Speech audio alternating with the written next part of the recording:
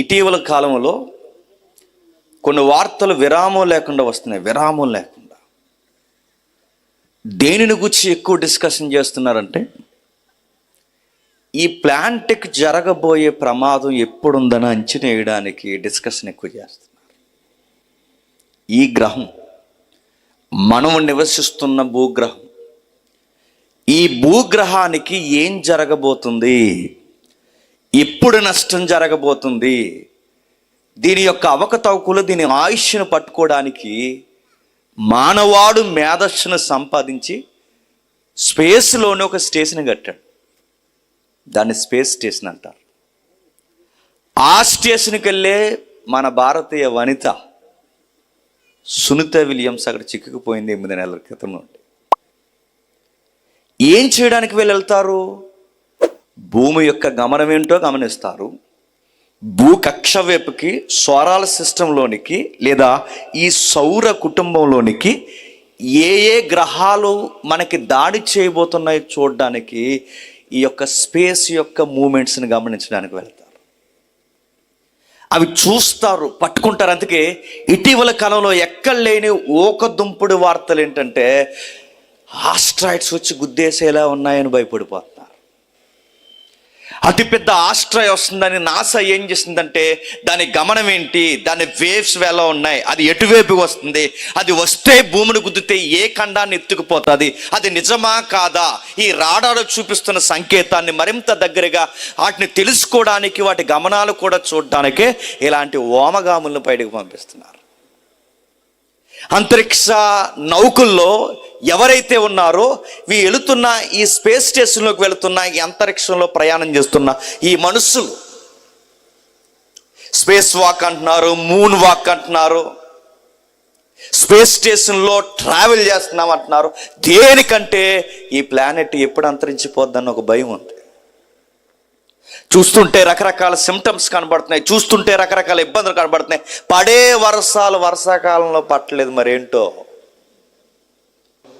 కాచే ఎండ ఎండాకాలంలో రావట్లేదు, ఏంటో. చలికాలంలో చలే ఉండట్లేదు.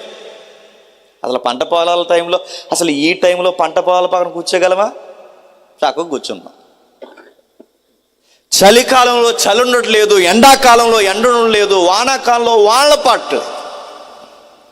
మంచు పర్వతాలు కరుగుతున్నాయి, సముద్రాలు ముందుకొస్తున్నాయి, రకరకాల పెనుమార్పులు వస్తున్నాయి.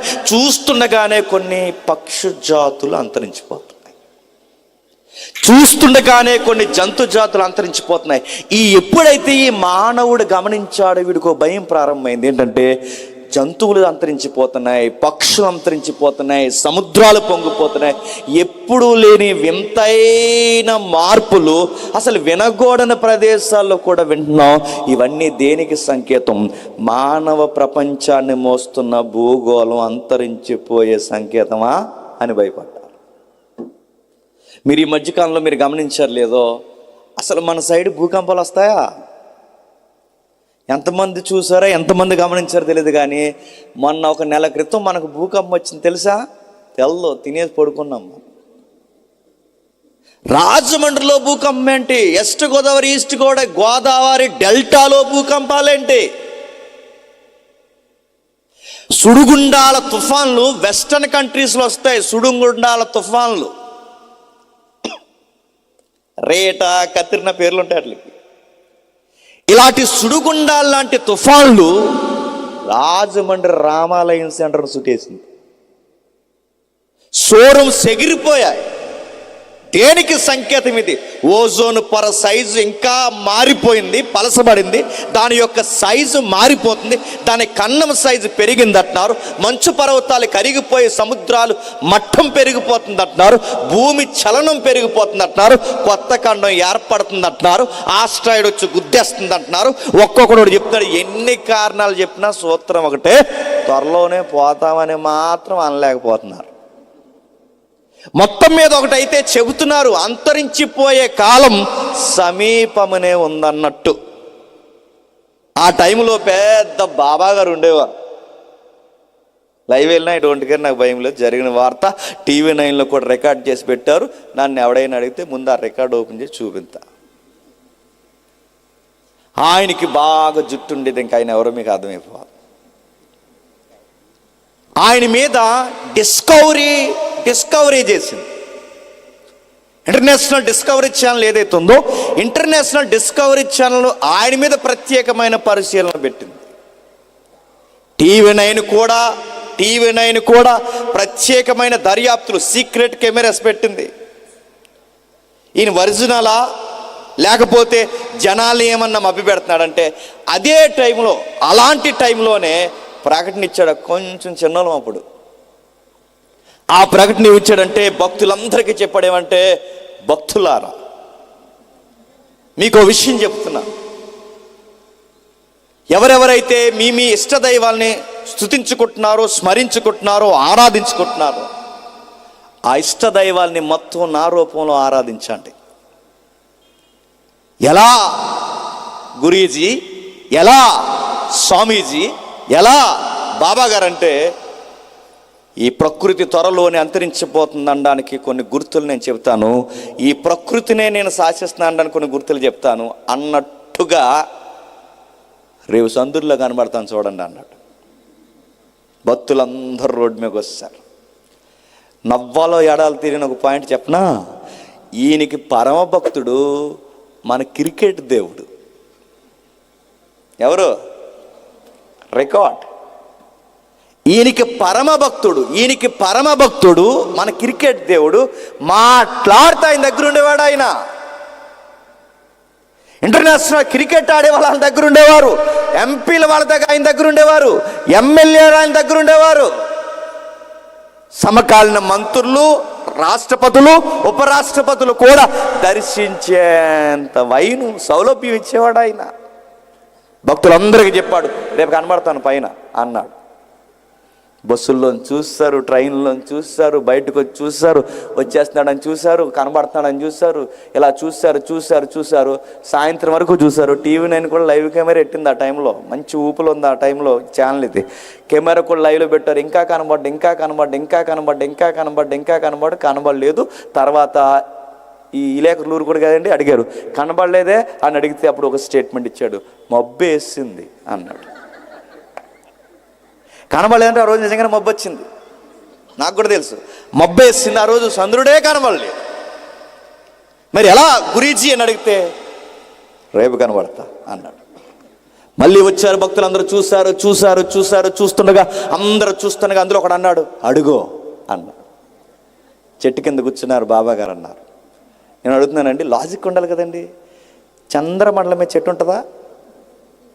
అక్కడ మొక్కే లేదు, నీటి చుక్కే లేదు, అక్కడ సరి అయిన నేలే లేదు, అక్కడ ఏకంగా చెట్టు కింద కూర్చున్నాడు. ఎవరు? అడుగో కనబడ్డాడు అనగానే ఈడు కనబడితే మళ్ళీ వీడికి అవిశ్వాసం కదా, మరి ఈడు కూడా ఏమన్నా బాబా గారు సున్ని కూడా కనబడ్డది నాకు అన్నాడు.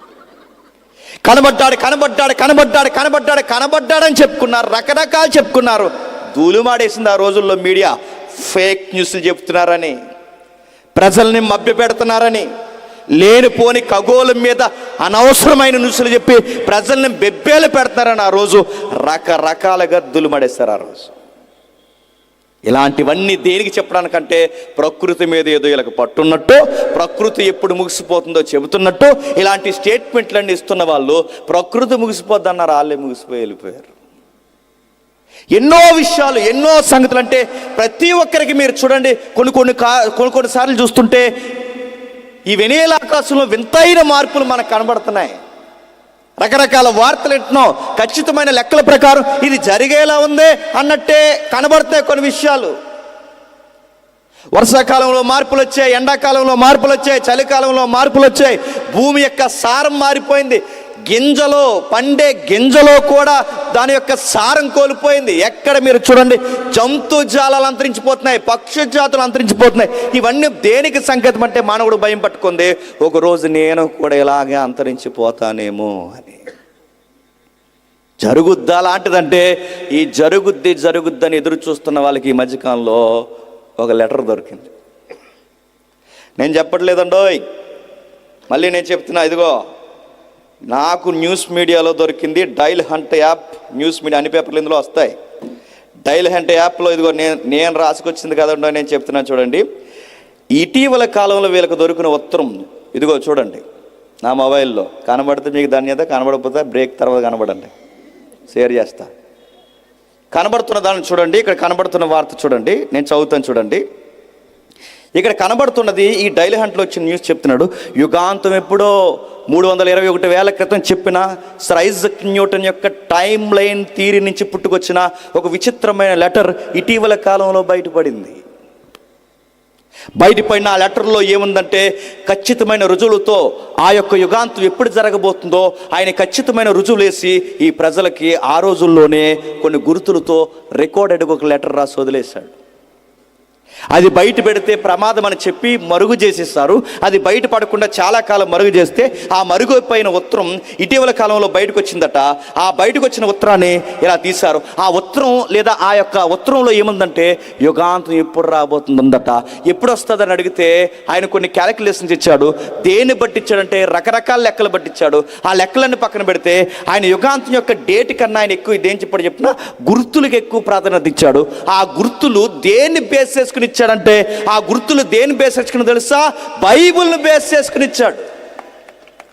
నేను రాసుకొచ్చింది కాదు, మళ్ళీ చదువుతున్నా, నేను రాసుకున్న చరిత్రాత్మకమైన సంఘటనల రుజువులతో ముడిపడి ఉన్న ఈ బైబిల్తో ఇదిగో రాబోతున్న విషయాలేంటో ఖచ్చితంగా చెప్పొచ్చని ఇటీవల కాలంలో ఆ పడిన లెటర్లో ఆయన అంచనేశాడట.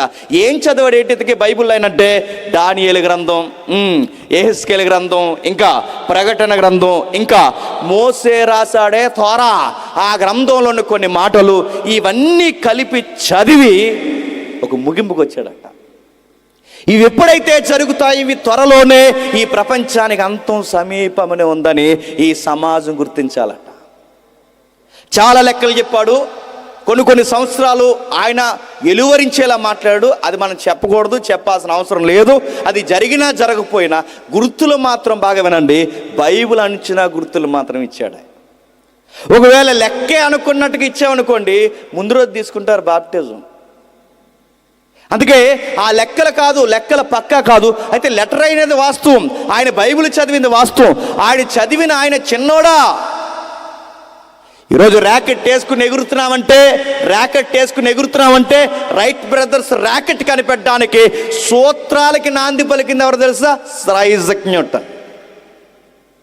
ఈరోజు కార్లు వేసుకుని రోడ్డు మీద తిరుగుతున్నాం, చక్రాల మీద తిరుగుతున్నాం అంటే రోడ్డుకి టైర్కి ఘర్షణ బలం, ఆకర్షణ వికర్షణ అనే ఘర్షణ బలం ఉంటే కానీ ఒక యాగము కాలం అనేది ముడిపడేది జరగదని ఇలాంటి సైన్స్ చెప్పింది ఎవరు తెలుసా?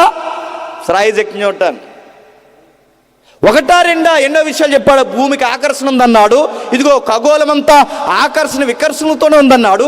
స్పేస్ అలా నిలబడిందంటే ఆకర్షణతోనే ఉందన్నాడు. ఇలాంటి విషయాలు మేధావి ఆ రోజులు చెప్తే అలాంటి మేధావి బైబిల్ చదివి అన్నాడట. ఇవి ఎప్పుడైతే సమాజంలో జరుగుతాయో ముగింపు త్వరలోనే ఉందన్నాడంట. ఆయన చెప్పినవి ఈ రోజుకి సైన్స్ దాని మీద ఆధారపడి బతుకుతుందంటే, ఆయన చెప్పిన రుజువులు ఖచ్చితంగా ఈ రోజుకి జరుగుతున్నాయంటే నేను అడుగుతున్నాను, ఆయన చెప్పిన బైబిల్ వాస్తవాలు కూడా చెప్పండి. వాస్తవంగానే చూడండి అని ఒక లెటర్ రాసుకున్నాడు ఆయన. అలాంటి దాంట్లో పుంకాల రెఫరెన్స్ ఉన్నాయి. అవన్నీ నేను తీని కానీ మచ్చుకి ఒక రెఫరెన్స్ చేస్తాను. కొంచెం జాగ్రత్తగా వినండి. రేపు ఈ 2 నెలల లోపు మనకు స్టార్ట్ అవుద్ది. ఏంటి చెప్పండి? లెంట్ సమ్మర్ అంట. లెంట్ స్టార్ట్ అవుద్ది. ఈ లెంట్ టైంలో అధ్యాయాలు చదువుతారు కానీ చాలామందికి అర్థం కాదు. ఇదే అధ్యాయాలు ఈ సైంటిస్టులు చదివారు. అనగా సర్ ఐజక్ న్యూటన్ లాంటి వాడు చదివి ప్రపంచం యొక్క కాలగతులను అంచనేశాడు.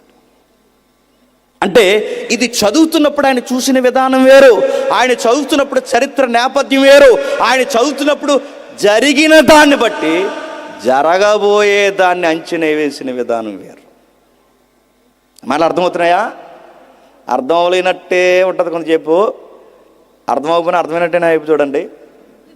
కొంతసేపు అయిన తర్వాత మాట ఇస్తున్నాను, అందరికి అర్థమవుతుంది. వెళ్దాం ఇంకా. నిర్గమాకాండము 12వ అధ్యాయం. నిర్గమాకాండము 12వ అధ్యాయం స్పష్టంగా ఒక్కరు మాత్రం చదవండి. నిర్గమాకాండం 12వ అధ్యాయం మొదటి వచనం నుండి. మోసే అహరోనులు ఐగుప్తి దేశంలో ఉండగా యెహోవా వారితో ఇలాగూ సెలవిచ్చెను, నెలలలో ఈ నెల మీకు మొదటిది, ఇది మీ సంవత్సరానికి మొదటి నెల. మీరు ఇశ్రాయేలీల సర్వ సమాజముతో ఈ నెల దశమి నాడు వారు వారు తమ కుటుంబముల లెక్క చొప్పున ఒక్కొక్క గొర్రె పిల్లను మేక పిల్లనైనను, అనగా ప్రతి ఇంటికి ఒక గొర్రె పిల్లనైనను ఒక మేక పిల్లనైనను తీసుకుని వాళ్ళని నాగుదాం. ఏదో చదువుతున్నామని అర్థమవుతుంది, కానీ అది ఎందుకు చదువుతున్నామో మాత్రం మనకి చెప్పండి అర్థం అవట్లేదని నాకు అర్థమవుతుంది. బాగా వినండి. అంటే ఈ గొర్రె పిల్లకి బాగా వినాలి, ఈ మేక పిల్లకి రాబోతున్న ప్రపంచ ముగింపుకి సంబంధం ఉందంట. ముఖ్యాంశాలు మరోసారి మరలా చెప్తున్నా, ఈ గొర్రె పిల్లకి ఈ మేక పిల్లకి ఇక్కడ జరుగుతున్న పండగకి ప్రపంచానికి జరగబోయే బడిత పూజకి సంబంధం ఉందంట. అదేంటి? బైబిల్ ఒక సైన్ ఇచ్చింది, గుర్తుపట్టండి. సొలొమోను అనే జ్ఞానం అనగా ఆయన ఏమంటాడంటే, మునుపు జరిగిందే చెప్పండి మళ్ళీ జరుగుద్ది. ఇది అర్థమైపోతుంది, మీకు అర్థమైపోతుంది విషయం అంతా. మునుపు జరిగిందే మళ్ళీ జరుగుద్ది అంటే రేపు భవిష్యత్తు ఏం జరగబోతుందో దేవుడు ఇంటేమిచ్చాడు తెలుసా? ముందు ఏం జరిగిందో చెప్పండి అదే జరుగుద్ది. ముందేం జరిగింది, ఏం జరిగిందో అదే మనం ఇప్పుడు చూస్తున్నాం. ఏం జరిగింది చూద్దాం ఒకసారి. లెక్కలు. మోసే అహరోనులు ఐగుప్తిలో ఉండగా, బాగా వినాలి, ఎక్కడ ఉన్నారట? ఐగుప్తిలో. ఐగుప్తిలో ఎందుకున్నారు కొంచెం చరిత్ర తెలియాలి. ఐగుప్తిలో ఎందుకున్నారో కొంచెం నేపథ్యం తెలియాలి. వాళ్ళు ఐగుప్తిలో ఎందుకున్నారంటే, ఆదాము తెలుసుగా, తెలియాలి. ఆదాము తెలియకపోతే ఇంక రేపు తూర్పు అయిపోతుందో చూసుకోవడమే. ఆదాము అవ్వ. ఆదాము అవ్వల్ని ఎన్ని కళల చేత దేవుడు పుట్టించాడండి? ఎన్నో కళల చేత పుట్టిస్తే ఆ కళలకి వ్యతిరేకమైన పిశాచి కళలు అన్నారు వాళ్ళిద్దరు. మానవుడు ఆ రోజు నుంచి ఈ రోజు వరకు మానవులమైన మనకున్న పులిసిన బుద్ధి అంటే చెప్పిన, దేవుడు ఏది చేయమంటాడో ఖచ్చితంగా చేయం. మనం దేవుడు ఏదో వద్దంటాడో ఖచ్చితంగా అది మనం చేసి కూర్చుంటాం. ఆయన చేయమన్న చెయ్యం. మన పితరుడు మన జనకుడు అదే చేశాడు. చేసిన తర్వాత ఏం చేశాడు దేవుడు? మాట వినని స్వభావాన్ని గ్రహించిన దేవుడు బయటికి పంపించేశాడు, దూరం చేసేసాడు, తోట వెలుపులకు పెట్టేశాడు, దగ్గరికి రాకుండా కెరూబులను అడ్డంగా నిలబెట్టేశాడు. తర్వాత వాళ్ళకి 2 పిల్లలు పుట్టారు. ఆ 2 పిల్లల్లో ఒక పెద్దోడి పేరు కయ్యేను, చిన్నోడి పేరు హేబేలు. పెద్దోడు ఏం చేశాడు? పెద్దోడు కయ్యేను హేబేల్ని చంపేశాడు. జనరేషన్కి నాంది పలకాల్సిన వేళ్ళు నీతిమంతుడైన హేబేలుని చంపేశాడు. హేబేలుని ఎప్పుడైతే చంపేశాడో మళ్ళీ 130 సంవత్సరాల తర్వాత లేదా కొన్ని వందల సంవత్సరాల తర్వాత ఆదాముకి మరొక బిడ్డ పుట్టాడు. ఆ బిడ్డే షేతు. ఆ షేతు పుట్టిన తర్వాత షేతుకి ఒక అబ్బాయి పుట్టినప్పుడు ప్రపంచంలో మొట్టమొదటిసారి ప్రేయర్ అనే సౌండ్ పుట్టొచ్చింది. దాని పేరే ఎనోసు. ఎనోసు పేరు మీద ప్రార్థన వచ్చింది. అంటే సేతు కొడుకులు పుడుతుంటే సేతు కొడుకుల వరుసలో ఒక్కొక్కడు ఒక భక్తుడు కనబడతారండి. ఎనోసు, ఇంకా ఆనోకు, ఇంకా మెతూసెల, ఇంకా మనం చదువుతుంటే మనకు కనబడుతుంది నావోహు. వీళ్ళందరూ ఎవరి పుట్టుకలో ఎవరి జాబితాలో వచ్చిన వాళ్ళు? మీకు ఇంకా బాగా అర్థం కావాలంటే ఒక్కసారి ఆదికాండం 5వ అధ్యాయం నేను టకటగా చదువుతాను. ఆదికాండం 5వ అధ్యాయం నేను చదువుతున్నాను చూడండి. 5వ వచనం నుంచి. ఆదాము బ్రతికిన దినములన్నీ 935 ఏండ్లు. అప్పుడు అతడు మృతి పొందెను. షేతు. 6వ వచనంలో ఎవరు కనబడుతున్నారు? షేతు. 9వ వచనంలో ఎవరు కనబడుతున్నారు? ఎనోసు. 12వ వచనంలో ఎవరు కనబడుతున్నారు? కేనాను. 15వ వచనంలో ఎవరు కనబడుతున్నారు? మహలాలేలు. 18వ వచనంలో 21వ వచనంలో ఎవరు కనబడుతున్నారు? ఆనోకు. 25వ వచనంలో ఎవరు కనబడుతున్నారు? మెతూషల. 28వ వచనంలో ఎవరు కనబడుతున్నారు? లెమేకు. మీరు అలా కిందికి వస్తే కనబడతారు 32వ వచనంలో నోవహు. అంటే వీళ్ళందరూ ఎవరో తెలుసా? భక్తుల భక్తుల పిల్లల పిల్లల భక్తులు దేవుని కొరకు భక్తిగా బతికే వారిని బైబిల్ ఏమని ప్రస్తావించిందంటే దేవుని కుమారులు అంతే. ఎవరట? దేవుని కుమారులు. అంటే ఇక్కడ ఒక జనరేషన్ వచ్చింది చూడండి, వీళ్ళు దేవుని కుమారులు. ఈ జనరేషన్ ఇటు ఉత్పత్తి జరుగుతుంటే అటువైపు మరొక జనరేషన్ స్టార్ట్ అయిందట. వాళ్ళెవరు? ఆడి కయ్యేని గడి బ్యాచ్. ఆడెవరిని కట్టినాడు ఒకసారి చూడండి, 4వ అధ్యాయం 16వ వచనం. అప్పుడు కయ్యేను యెహోవా సన్నిధి నుండి బయలు వెళ్ళి ఏదేనికి తూర్పు దిక్కు నోదు దేశంలో కాపురమును. కయ్యేను తన భార్యను కూడినప్పుడు ఆమె గర్భమైతే ఆనోకుని కన్నది. ఈ ఆనోకు వేరు, చెప్పండి. ఆ ఆనోకు వేరు, ఈ ఆనోకు వేరు, ఆనోకు వేరు. ఇతనికి కూడా కొడుకు పుట్టాడు, అతగాడి పేరు ఆనోకు. అప్పుడు అతడు ఊరు కట్టించి ఆ ఊరికి తన కుమారుల పేరును పెట్టి ఆనోకు అని పేరు పెట్టిన. బాగా వినండి, భూమి మీద సంతోషాన్ని ఎత్తుక్కుని బతికే ఎవడదంటే కయ్యేని యొక్క సంతతి. అందుకే వాళ్ళు ఫస్ట్ టైం ఈ ఎర్త్ మీద, ఈ భూమి మీద టౌన్ ఫామ్ చేసింది ఎవరంట? సిటీ కల్చర్ తీసుకొచ్చింది ఎవడట? పట్టణాల వాతావరణం తీసుకొచ్చింది ఎవడట? ఆడే. ఈ పట్టణాల వాతావరణం తీసుకొచ్చాడు, ఆ పట్టణాలకి పేర్లు పెట్టాడు, ఊరి కట్టించి పేర్లు పెట్టాడట. కిందకి ఆనోకు మరో కొడుకు పుట్టాడు, ఆ కొడుకు మరో కొడుకు పుట్టాడు, ఆ కొడుకు మరో కొడుకు పుట్టాడు, ఆడికి ఇంకో కొడుకు పుట్టాడు. ఆడు ఇద్దరు లెమేక్ అని ఆడి పేరట. ఆడిద్దరిని పెళ్లి చేసుకున్నాడు. టౌన్ కట్టింది దేనికి రా? పోనీ ఊరు కట్టింది దేనికి? ఆ ఊరు కట్టింది దేనికంటే ఊర్లో ఇల్లులన్నీ కట్టుకొని ఆ ఇంట్లో దేవుళ్ళు లేకుండా సుఖం ఎరుగుదామని. ఇద్దరిని ఎందుకు పెళ్లి చేసుకున్నారా? పెద్దిల్లు చిన్నిల్లు. అంటే వీళ్ళ నైజం మీరు గమనించండి, శారీరకమైన జీవితాన్ని జీవించేది ఎవరు? కయ్యేని సంతానం. అంటే ఇల్లులు కట్టారు, నెక్స్ట్ ఇద్దరేసిని పెళ్లి చేసుకున్నాడు, నెక్స్ట్ ఇంకా మనకు కనబడుతుంది. వాళ్ళిద్దరు అయిన తర్వాత కింద ఒకటి కనబడుతున్నారు చూడండి, 20వ వచనంలో. యాబాలును కనెను. అతగాడు ఏం చేస్తాడట? టెంపరీ హౌస్లు కట్టాలంటే ఆ టెక్నాలజీ తీసుకొచ్చింది ఆయనేనంట. మొబైల్ సెట్లు అంటారు చూసారా? ఈ మొబైల్ సెట్లు అంటే గుడారాలు వేసే టెక్నాలజీ తెచ్చింది ఎవరు? ఆయనట. పట్టణాలు కట్టింది ఎవరు? ఆల్తాలికేనట.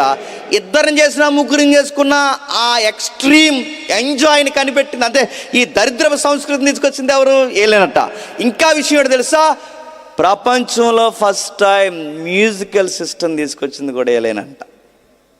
సితారా, సన్నాయిలు ఉన్నాయి కదా, ఇవన్నీ తీసుకొచ్చింది ఎవరట? ఎలాంటే మీరు కయ్యేని గడి బ్యాచ్ మీరు చూడండి, లౌకికమైన పురోగభివృద్ధి పేరు మీద దేవుడికి దూరం జరుగుతూ ఈ లోకంలో ఎలా స్థిరపడాలి, ఎలా సుఖపడాలి, ఎలా సంగీతాల్లో మానసికంగా ఊగాలి, ఇలాంటి జీవితాలన్నీ కనిపెట్టింది వెళ్ళట. వీళ్ళందరూ భక్తిహీనులుగా డెవలప్ అవుతున్నారు.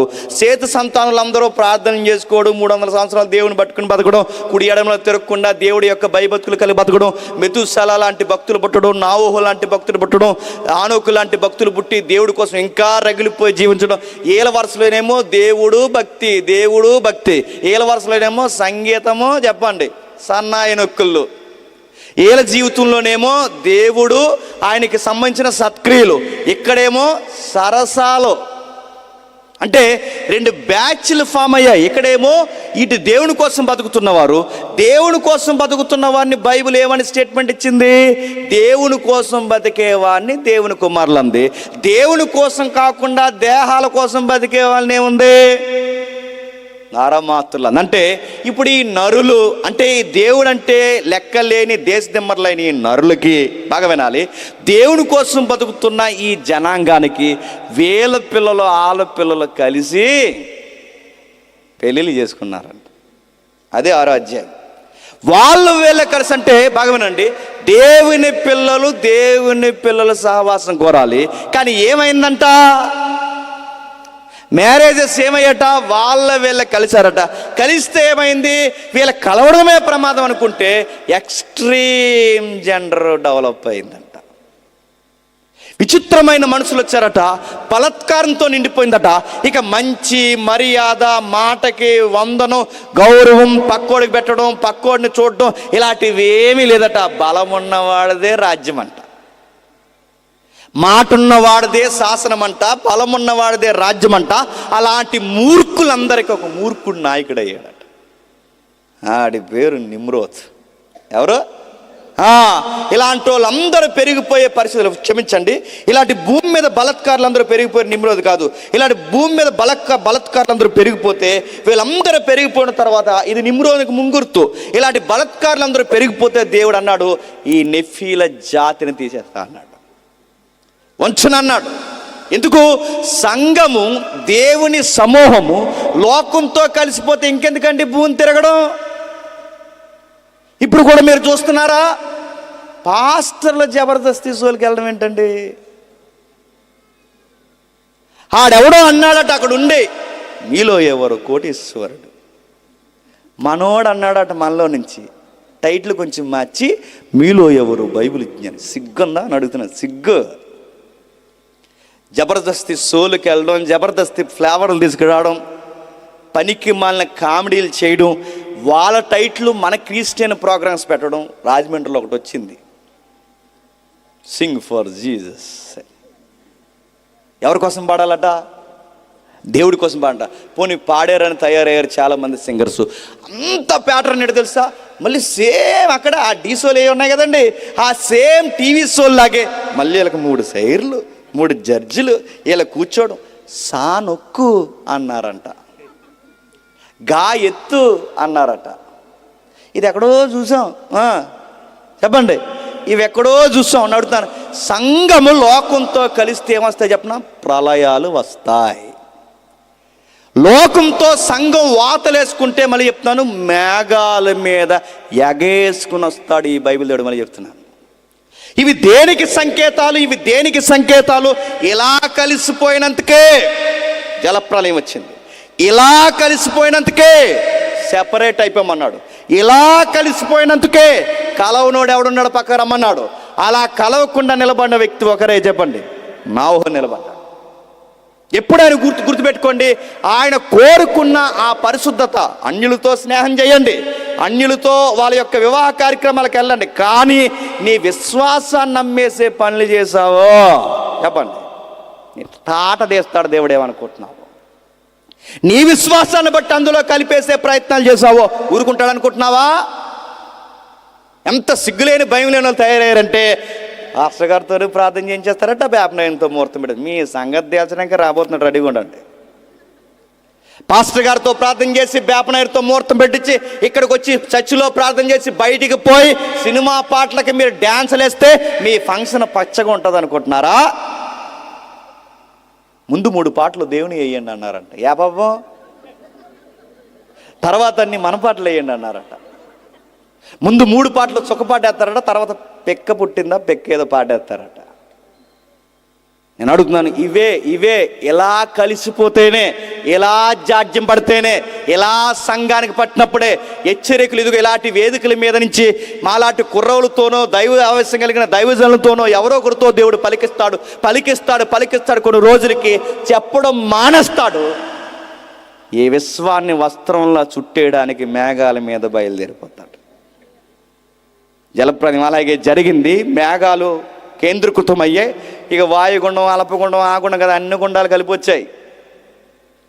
విశ్వపు తూములు తరవబడ్డాయి, జలప్రలయం పొంగిపోయింది, ఒక్కొక్కరు రకరకాలుగా అయిపోయారు. ఆ టయానికి దేవుడికి మళ్ళీ కావాల్సిన ఒక కుమారుడు కనబడ్డాడు. ఆయన పేరు నోవహు. నోవహు ద్వారా మళ్ళీ జనరేషన్ స్టార్ట్ అయ్యింది.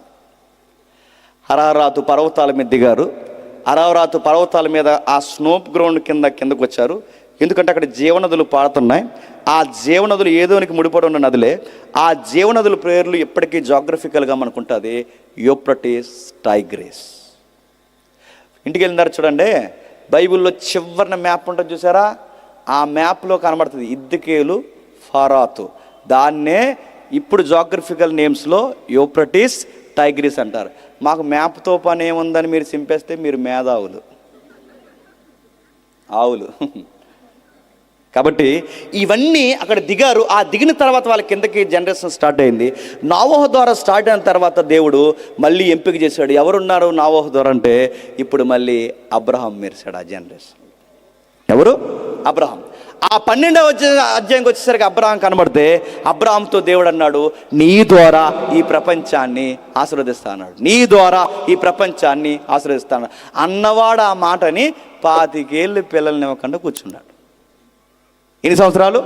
ఇస్తానన్నవాడు ఇస్తానని చెప్పి 25 ఏళ్ళు బిడ్డల్ని ఇవ్వకుండా కూర్చున్నాడు. వెంటనే బిడ్డలు పుట్టేశారనుకోండి, ముచ్చట్లు ఎలా ఉంటాయి చెప్పనా? తాతయ్య కొల్లే, అచ్చు నానమ్మలాగా ఉంది ముక్కు, తాతయ్యలా కాళ్ళు పొడవే అన్నారంట. ఎన్ని ముచ్చట్లు వచ్చేది అమ్మలెక్కలు అందరూ ఇంటికి వద్దరు కదండి.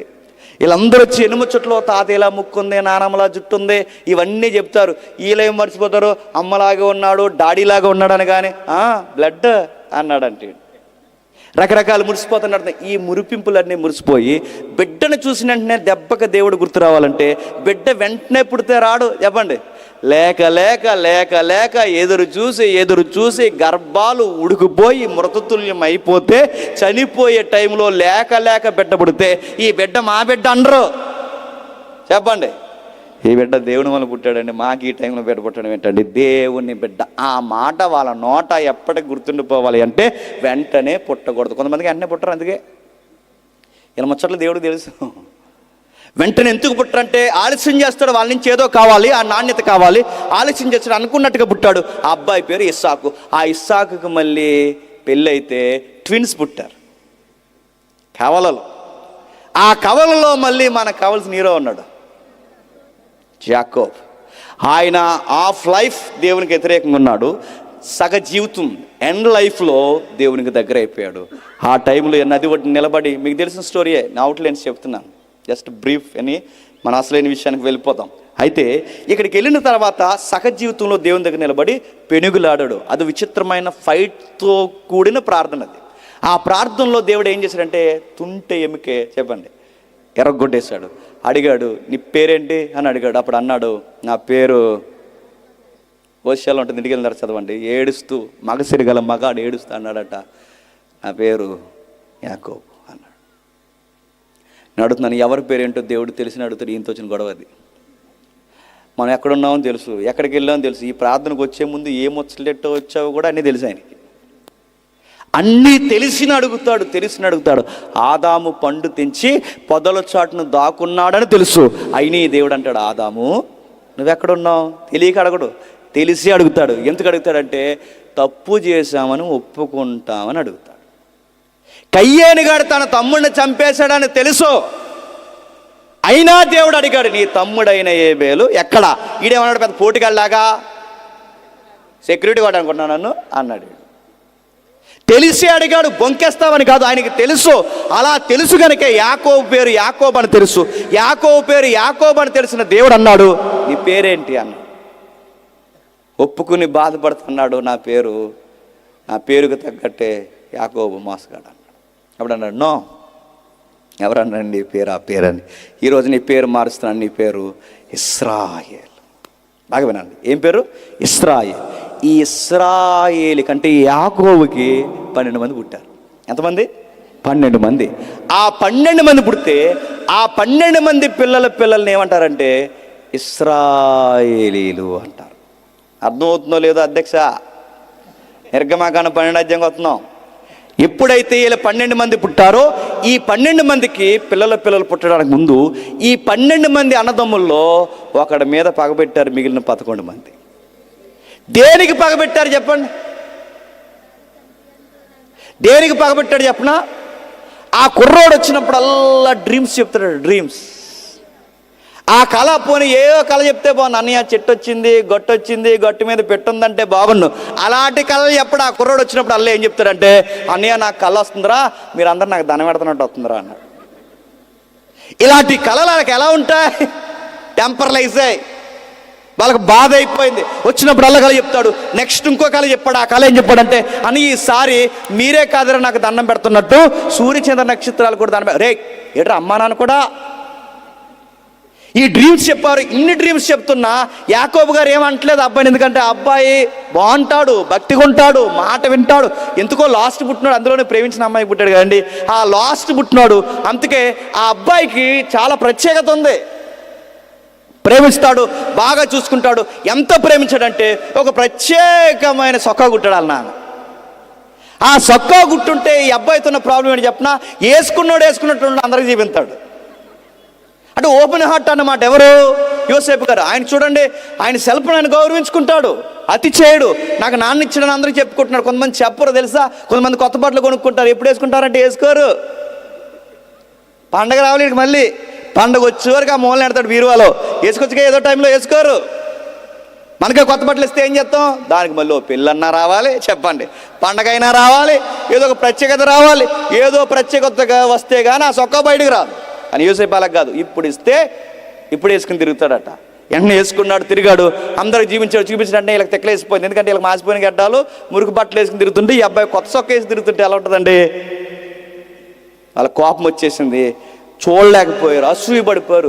ఎప్పుడు రాసి పెట్టుకోండి, మన మీద బాగా అసూయ పడిపోయి ఇంటర్నేషనల్ సామెత అంటే చెప్పనా, మన వాళ్ళే అసూయ పడిపోతారు. బయటోడు బాగుండండి, బయటోడైనా గడుగు ఆలస్యం అవ్వచ్చేమో కానీ మనోడు పగోడయ్యాడో ఇక పొగోడి జీవితం. ఇంగ్లీష్లో సామెత ఉంది ఏంటి చెప్పనా, గ్రేటెస్ట్ వార్స్ అన్నీ క్లోజ్ పీపుల్స్తో జరుగుతాయంట. పెద్ద పెద్ద యుద్ధాలన్నీ ఎవరితో వస్తాయిరా అంటే పక్కలో నోడుతో వస్తాయట. ఆడైతేనే బలంగా పడుస్తాడు, ఆడికి అన్నీ తెలుసు కదా. వాళ్ళైతేనే బలంగా పడుస్తారంటే, ఎందుకంటే మన బలాలు తెలుసు, మన బలహీనతలు తెలుసు. అందుకే వీళ్ళందరూ ఏం చేశారంటే సొంత అన్నయ్యలే ఈ యేసేపుని తీసుకెళ్ళి లోపల పడేశారు ఆ గోతులో. ఆ అబ్బాయి తిట్టుకోలేదే అనలేదు, దేవుని కోసం ఎదురు చూశాడు. ఆ అబ్బాయిని తీసుకెళ్ళి ఇంకోనికి అమ్మేశారు. అమ్మేసిన తర్వాత ఎక్కడో ఇంట్లో ఉన్నారు, ఈ స్టోరీ అంతా మీకు తెలుసు. ఆ ఇంట్లో ఉన్న తర్వాత అక్కడ కలలు కనడం, మళ్ళీ జైలుకి వెళ్ళడం, అంతా బయటకు రావడం. ఆ తర్వాత ప్రధానమంత్రికే సలహాదారుడైనంత ప్రధానమంత్రి అయిపోయాడు. ఒక మాటలో చెప్పాలంటే ఆయన అన్ని విధాలుగా అన్ని మంత్రి శాఖలకి ఆయనే ప్రధానమంత్రి అయిపోయాడు. అలా అయిపోయిన తర్వాత మళ్ళీ సిగ్గులేని వాళ్ళందరూ మళ్ళీ భోజనానికి వచ్చారు. ఎక్కడికి? ఐగుప్తికి వచ్చినప్పుడు. దేవుడు ఎలాంటి చెప్పినా, మనల్ని ఎవడు ఏడిపించాడో, మనల్ని ఎవడు ఇబ్బంది పెట్టాడో ఆడి మళ్ళీ ఒకరోజు మన దగ్గరికి అడుక్కుంటూ వచ్చి అడుక్కు తినేలా చేస్తాడని గుర్తుపెట్టుకోండి. మనల్ని ఏ నోరైతే అంటుందో గుర్తుపెట్టుకోండి. మనల్ని ఎవరైతే ఇబ్బంది పెడతారో మీరు రాసి పెట్టుకోండి. వాళ్ళు మళ్ళీ మీ ముందు సిగ్గుమాల ముఖాలతో నిలబెడతాడు. ఎవడు చెప్పనా, అది నేను అనుభవిస్తాను కానీ చెప్తున్నాను వినండి. జరుగుద్ది. మనల్ని ఏడిపించిన వాళ్ళకి మన అవసరత వస్తుంది. యోసేపు దగ్గరికి వచ్చారు, స్టోరీ అంతా చెప్పారు. నిజానికి రివెంజ్ తీసుకొచ్చు, కానీ ఏం అనలేదు ఆయన. ఏమనకుండా సర్లేండి అన్నయ్య, విషయం ఏది జరిగినా కీడైనా దేవుడు మేలించాడు.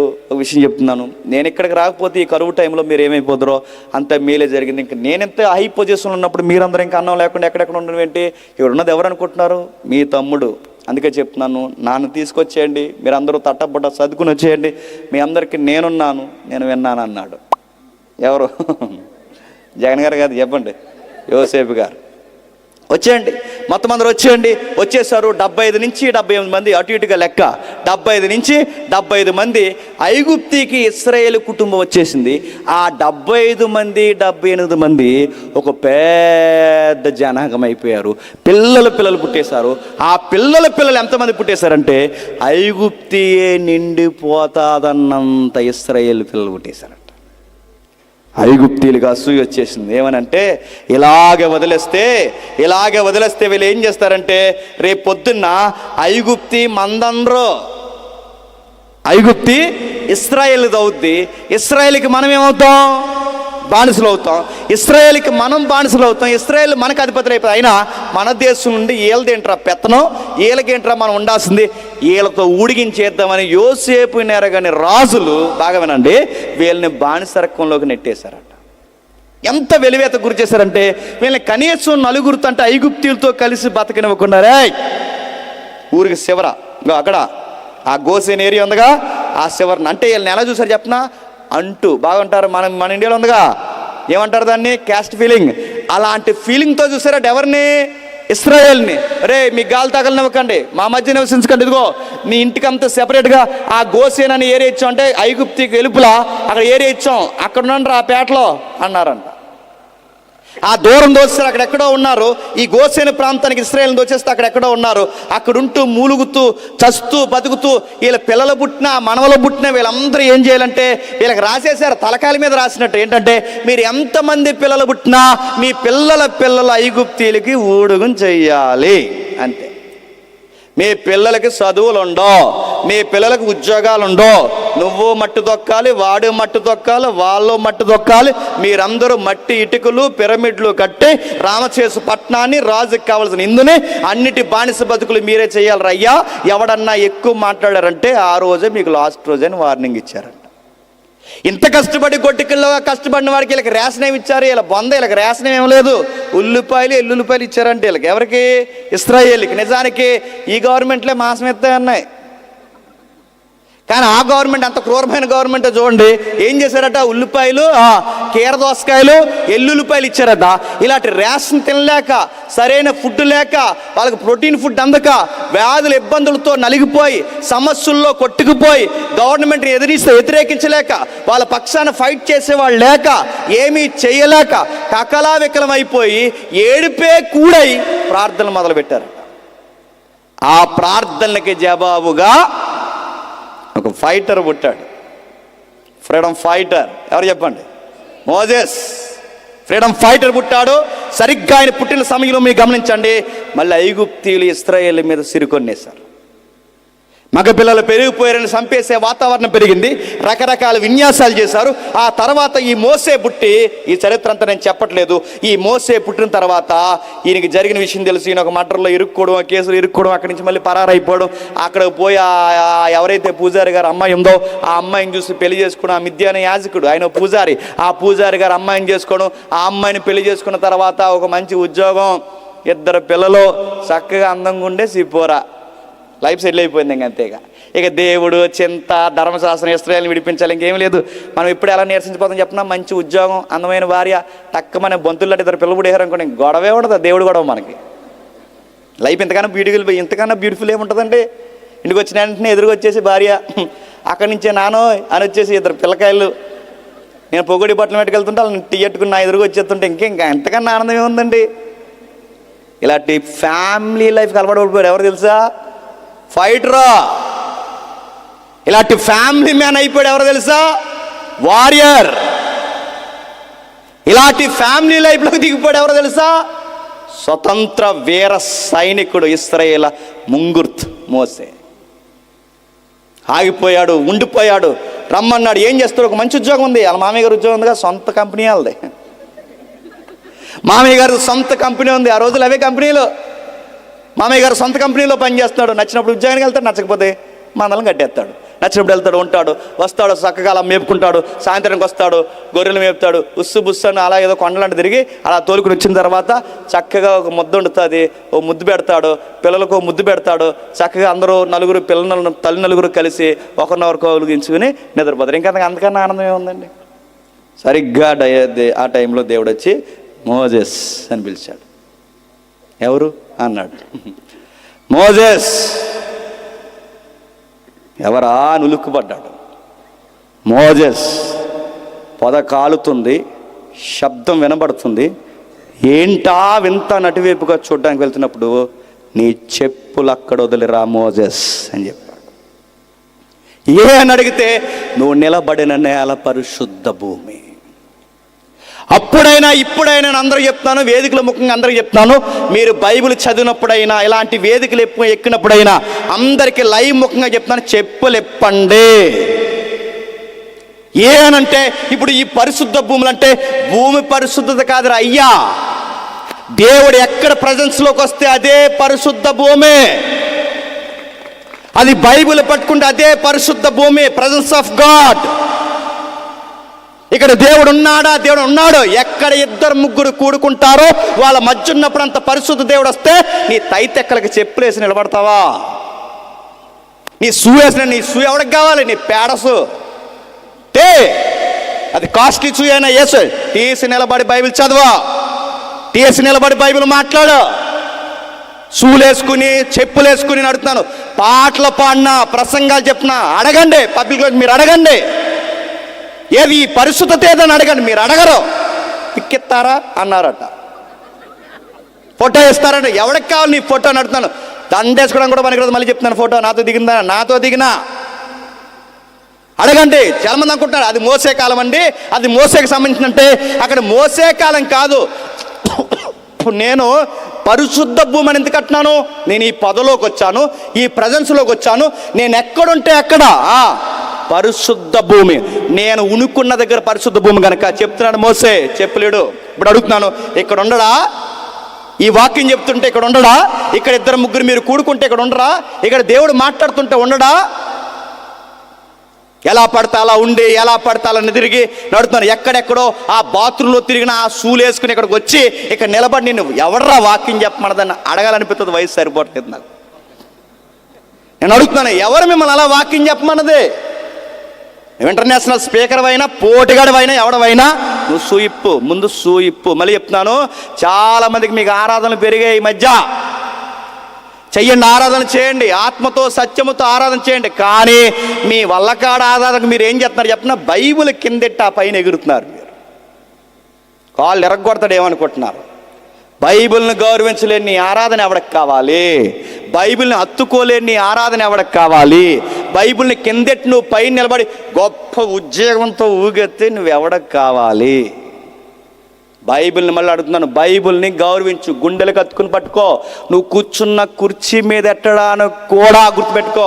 ఇప్పటివరకు నువ్వు కూర్చున్న ఎదవ చెమట మీద నువ్వు బైబిల్ ఎడతానంటే దానికి ఎంత గౌరవం అంత గౌరవి. మోసే కదా చెప్పాడు, నేనున్నాను ప్రజెన్స్లో ఉన్నాను. మోజెస్ చెప్పులు ఇప్పేశాడు. చెప్పాడు, రా నేను తీసుకెళ్తాను.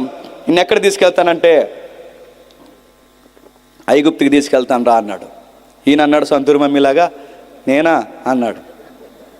నువ్వే అన్నాడు. అంటే నేనెందుకు ప్రభువా అన్నాడు. నువ్వే ఫైటర్వి రా అన్నాడు. రాలేను ప్రభువా అన్నాడు. ఎందుకు రాలేడు చెప్పనా? భార్యో భోగి, పిల్లలో భోగి. ఈ భోగిలు ప్యాసింజర్ బాగుంది, ఇప్పుడు సడన్గా రమ్మంటే అవుద్దా? ఫ్యామిలీ లైఫ్ బాగుంది, రా మోజెస్ అంటే రావడానికి ఎన్నో అంకలు చెప్పనా ఆయన వంక పెట్టాడు. ఇప్పుడు నాకు నత్తి వచ్చేసింది ప్రభు. నువ్వేదో ఈజిప్ట్ సివిలైజేషన్ అంటే మాట్లాడండి, ఈజిప్ట్ నాగరికత అంటే మాటలా. ఆ రోజుల్లో ఐగుప్తిని వ్యతిరేకించాలంటే ఎన్ని చట్టాలు తెలియాలి, ఎన్ని శాసనాలు తెలియాలి, ఎంత శాస్త్రం తెలియాలి. అలాంటిది వేళ్ళ మీద మాట్లాడి రాజనీతిని, రాజదర్భాన్ని దద్దరెళ్ళిపోయేలా మాట్లాడాలంటే భాషా పరిజ్ఞానం ఎంత ఉండాలి. అలాంటి భాషా పరిజ్ఞానం ఉంటేనే నేను ఆ గవర్నమెంట్ వ్యతిరేకించగలను. ఆ గవర్నమెంట్ వ్యతిరేకించడానికి నాకు ఆ ఫ్లో లేదు ప్రభు అన్నాడు. నిజంగా అబద్ధం చెప్పాడా నిజం చెప్పాడు చెప్పండి? అబద్ధం చెప్పాడా నిజం చెప్పాడా? నిజమే చెప్పాడండి. మరి మోసేకి సకల శాస్త్రాలు ప్రావీణ్యత, మాటలు యందు నేర్పరని రెఫరెన్స్ ఉంది. మరి నత్తి ఎలా వచ్చింది? అబద్ధం చెబుతున్నాడా? కాదు. నేనైనా మీరైనా గుర్తుపెట్టుకోండి, ప్రసంగాలు చేసే అలవాటు ఉందా? రోజు ప్రసంగం చెప్పాను అనుకోండి, ఏళ్ళ మీద మాట్లాడతాను.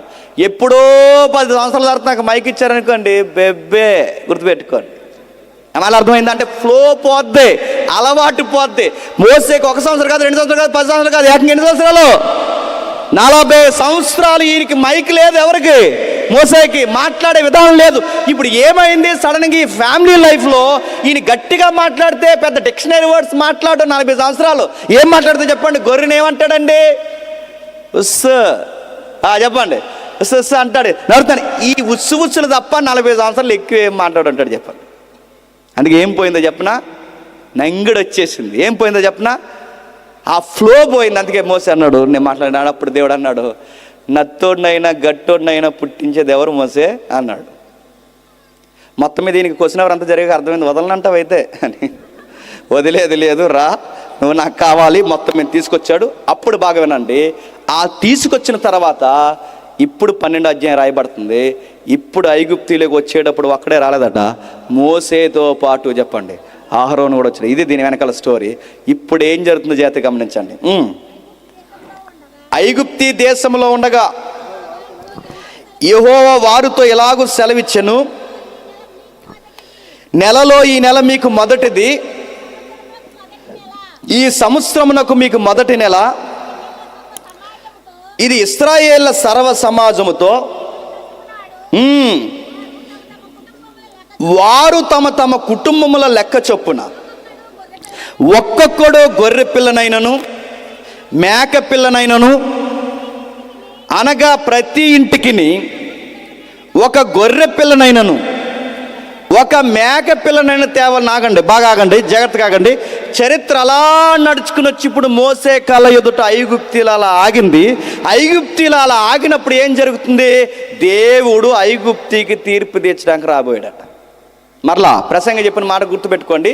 ముందు జరిగిందే చెప్పండి, మరలా జరగబోతుంది. ముందేం జరిగింది? ఐగుప్తికి తీర్పు జరిగింది. ఐగుప్తి అనగానే బైబిల్ పండితులు ప్రసంగికులు చెప్తారు, ఐగుప్తి దేనికి గుర్తు చెప్పాలి? ఐగుప్తి దేనికి గుర్తు? లోకానికి గుర్తు. ఐగుప్తి లోకానికి గుర్తు. ఇశ్రాయేలు దేనికి గుర్తు? సంఘానికి గుర్తు. ఐగుప్తి ఏమో లోకానికి గుర్తు, ఇశ్రాయేలేమో సంఘానికి గుర్తు. కానాను భూభాగం దేనికి గుర్తు? అంటే మునుపు జరిగిందే చెప్పాలి, మరలా జరగబోతుంది. అంటే మునుపేం జరిగింది?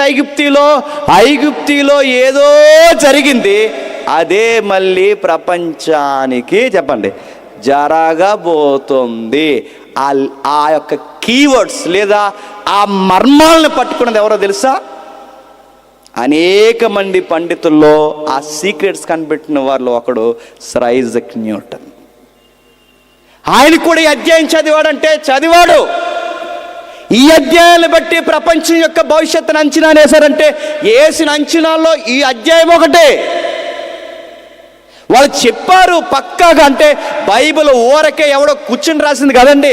రేపేం జరగబోతుందో ముందే జరిగించి ఆ చరిత్రను రికార్డ్ చేసి నీ చేతుల్లోకి గ్రహింపబడిన గ్రంథమే బైబిల్. ఇది అలాంటి బైబిల్లో ఏం జరిగింది? మోసే అహరోన్లు ఐగుప్తిలో ఉన్నారట. వాళ్ళకు మాట చెప్పాడట. ఏం చెప్పాడు దేవుడు? మీకు మొదటి నెల ఒకటి ఉంది అన్నాడు. ఏ నెల? మొదటి నెల. ఇశ్రాయేలు మొదటి నెల ఏ నెల చెప్పండి? ఇశ్రాయేల్ మొదటి నెల అనగానే జనవరి అనకండి.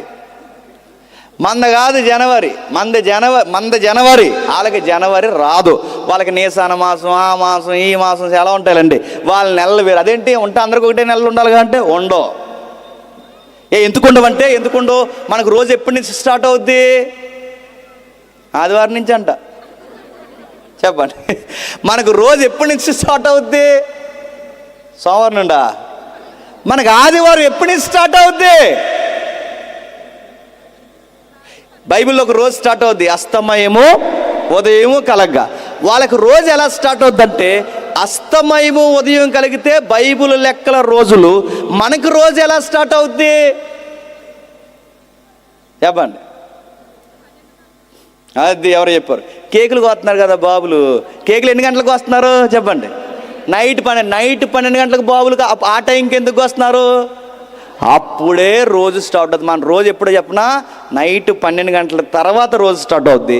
వాళ్ళకి ఎప్పుడు రోజు స్టార్ట్ అవుద్ది అంటే సాయంత్రం 6 గంటల తర్వాత నుంచి రోజు స్టార్ట్ అవుద్ది. అందుకే మన రోజులు వాళ్ళ రోజుల లెక్కలు వేరేగా ఉన్నాయి కనుక క్యాలెండర్లు కూడా వేరు. క్యాలెండర్లు వేరు కనుక నెలల పేర్లు కూడా వేరు. అంటే వాళ్ళ నెల వేరు. వాళ్ళ నెలలో 14వ తారీఖునట ఓ గొర్రె పిల్లని తెచ్చుకోవాలట. ఆ గొర్రె పిల్లని 14వ తారీఖు ఎర్లీ మార్నింగే చంపేయకూడదంట. బాగా వినాలి, మీకు తెలుస్తుంది రేపు ఏం జరగబోతుందో. ఈ యుగాంతం ఎలా జరగబోతుందో తెలుస్తుంది. 14వ తారీఖున ఉదయాన్ని చంపకూడదు. ఎప్పుడు చంపాలి?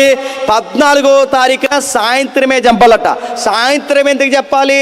నేను చెప్పింది చేయండి అన్నాడు అంతే ఆయన. ఇంకేం చెప్పాడు? ఆ చంపిన గొర్రెపిల్లని ఓ కుటుంబం అంతా కలిసి మీరు ఏం చేస్తారంటే కుటుంబం అంతా గొర్రెపిల్ల మాంసాన్ని తినండి. ఇంకేం చేస్తారు? గొర్రెపిల్ల మాంసాన్ని తిని దాని రక్తాన్ని ఏం చేస్తారు?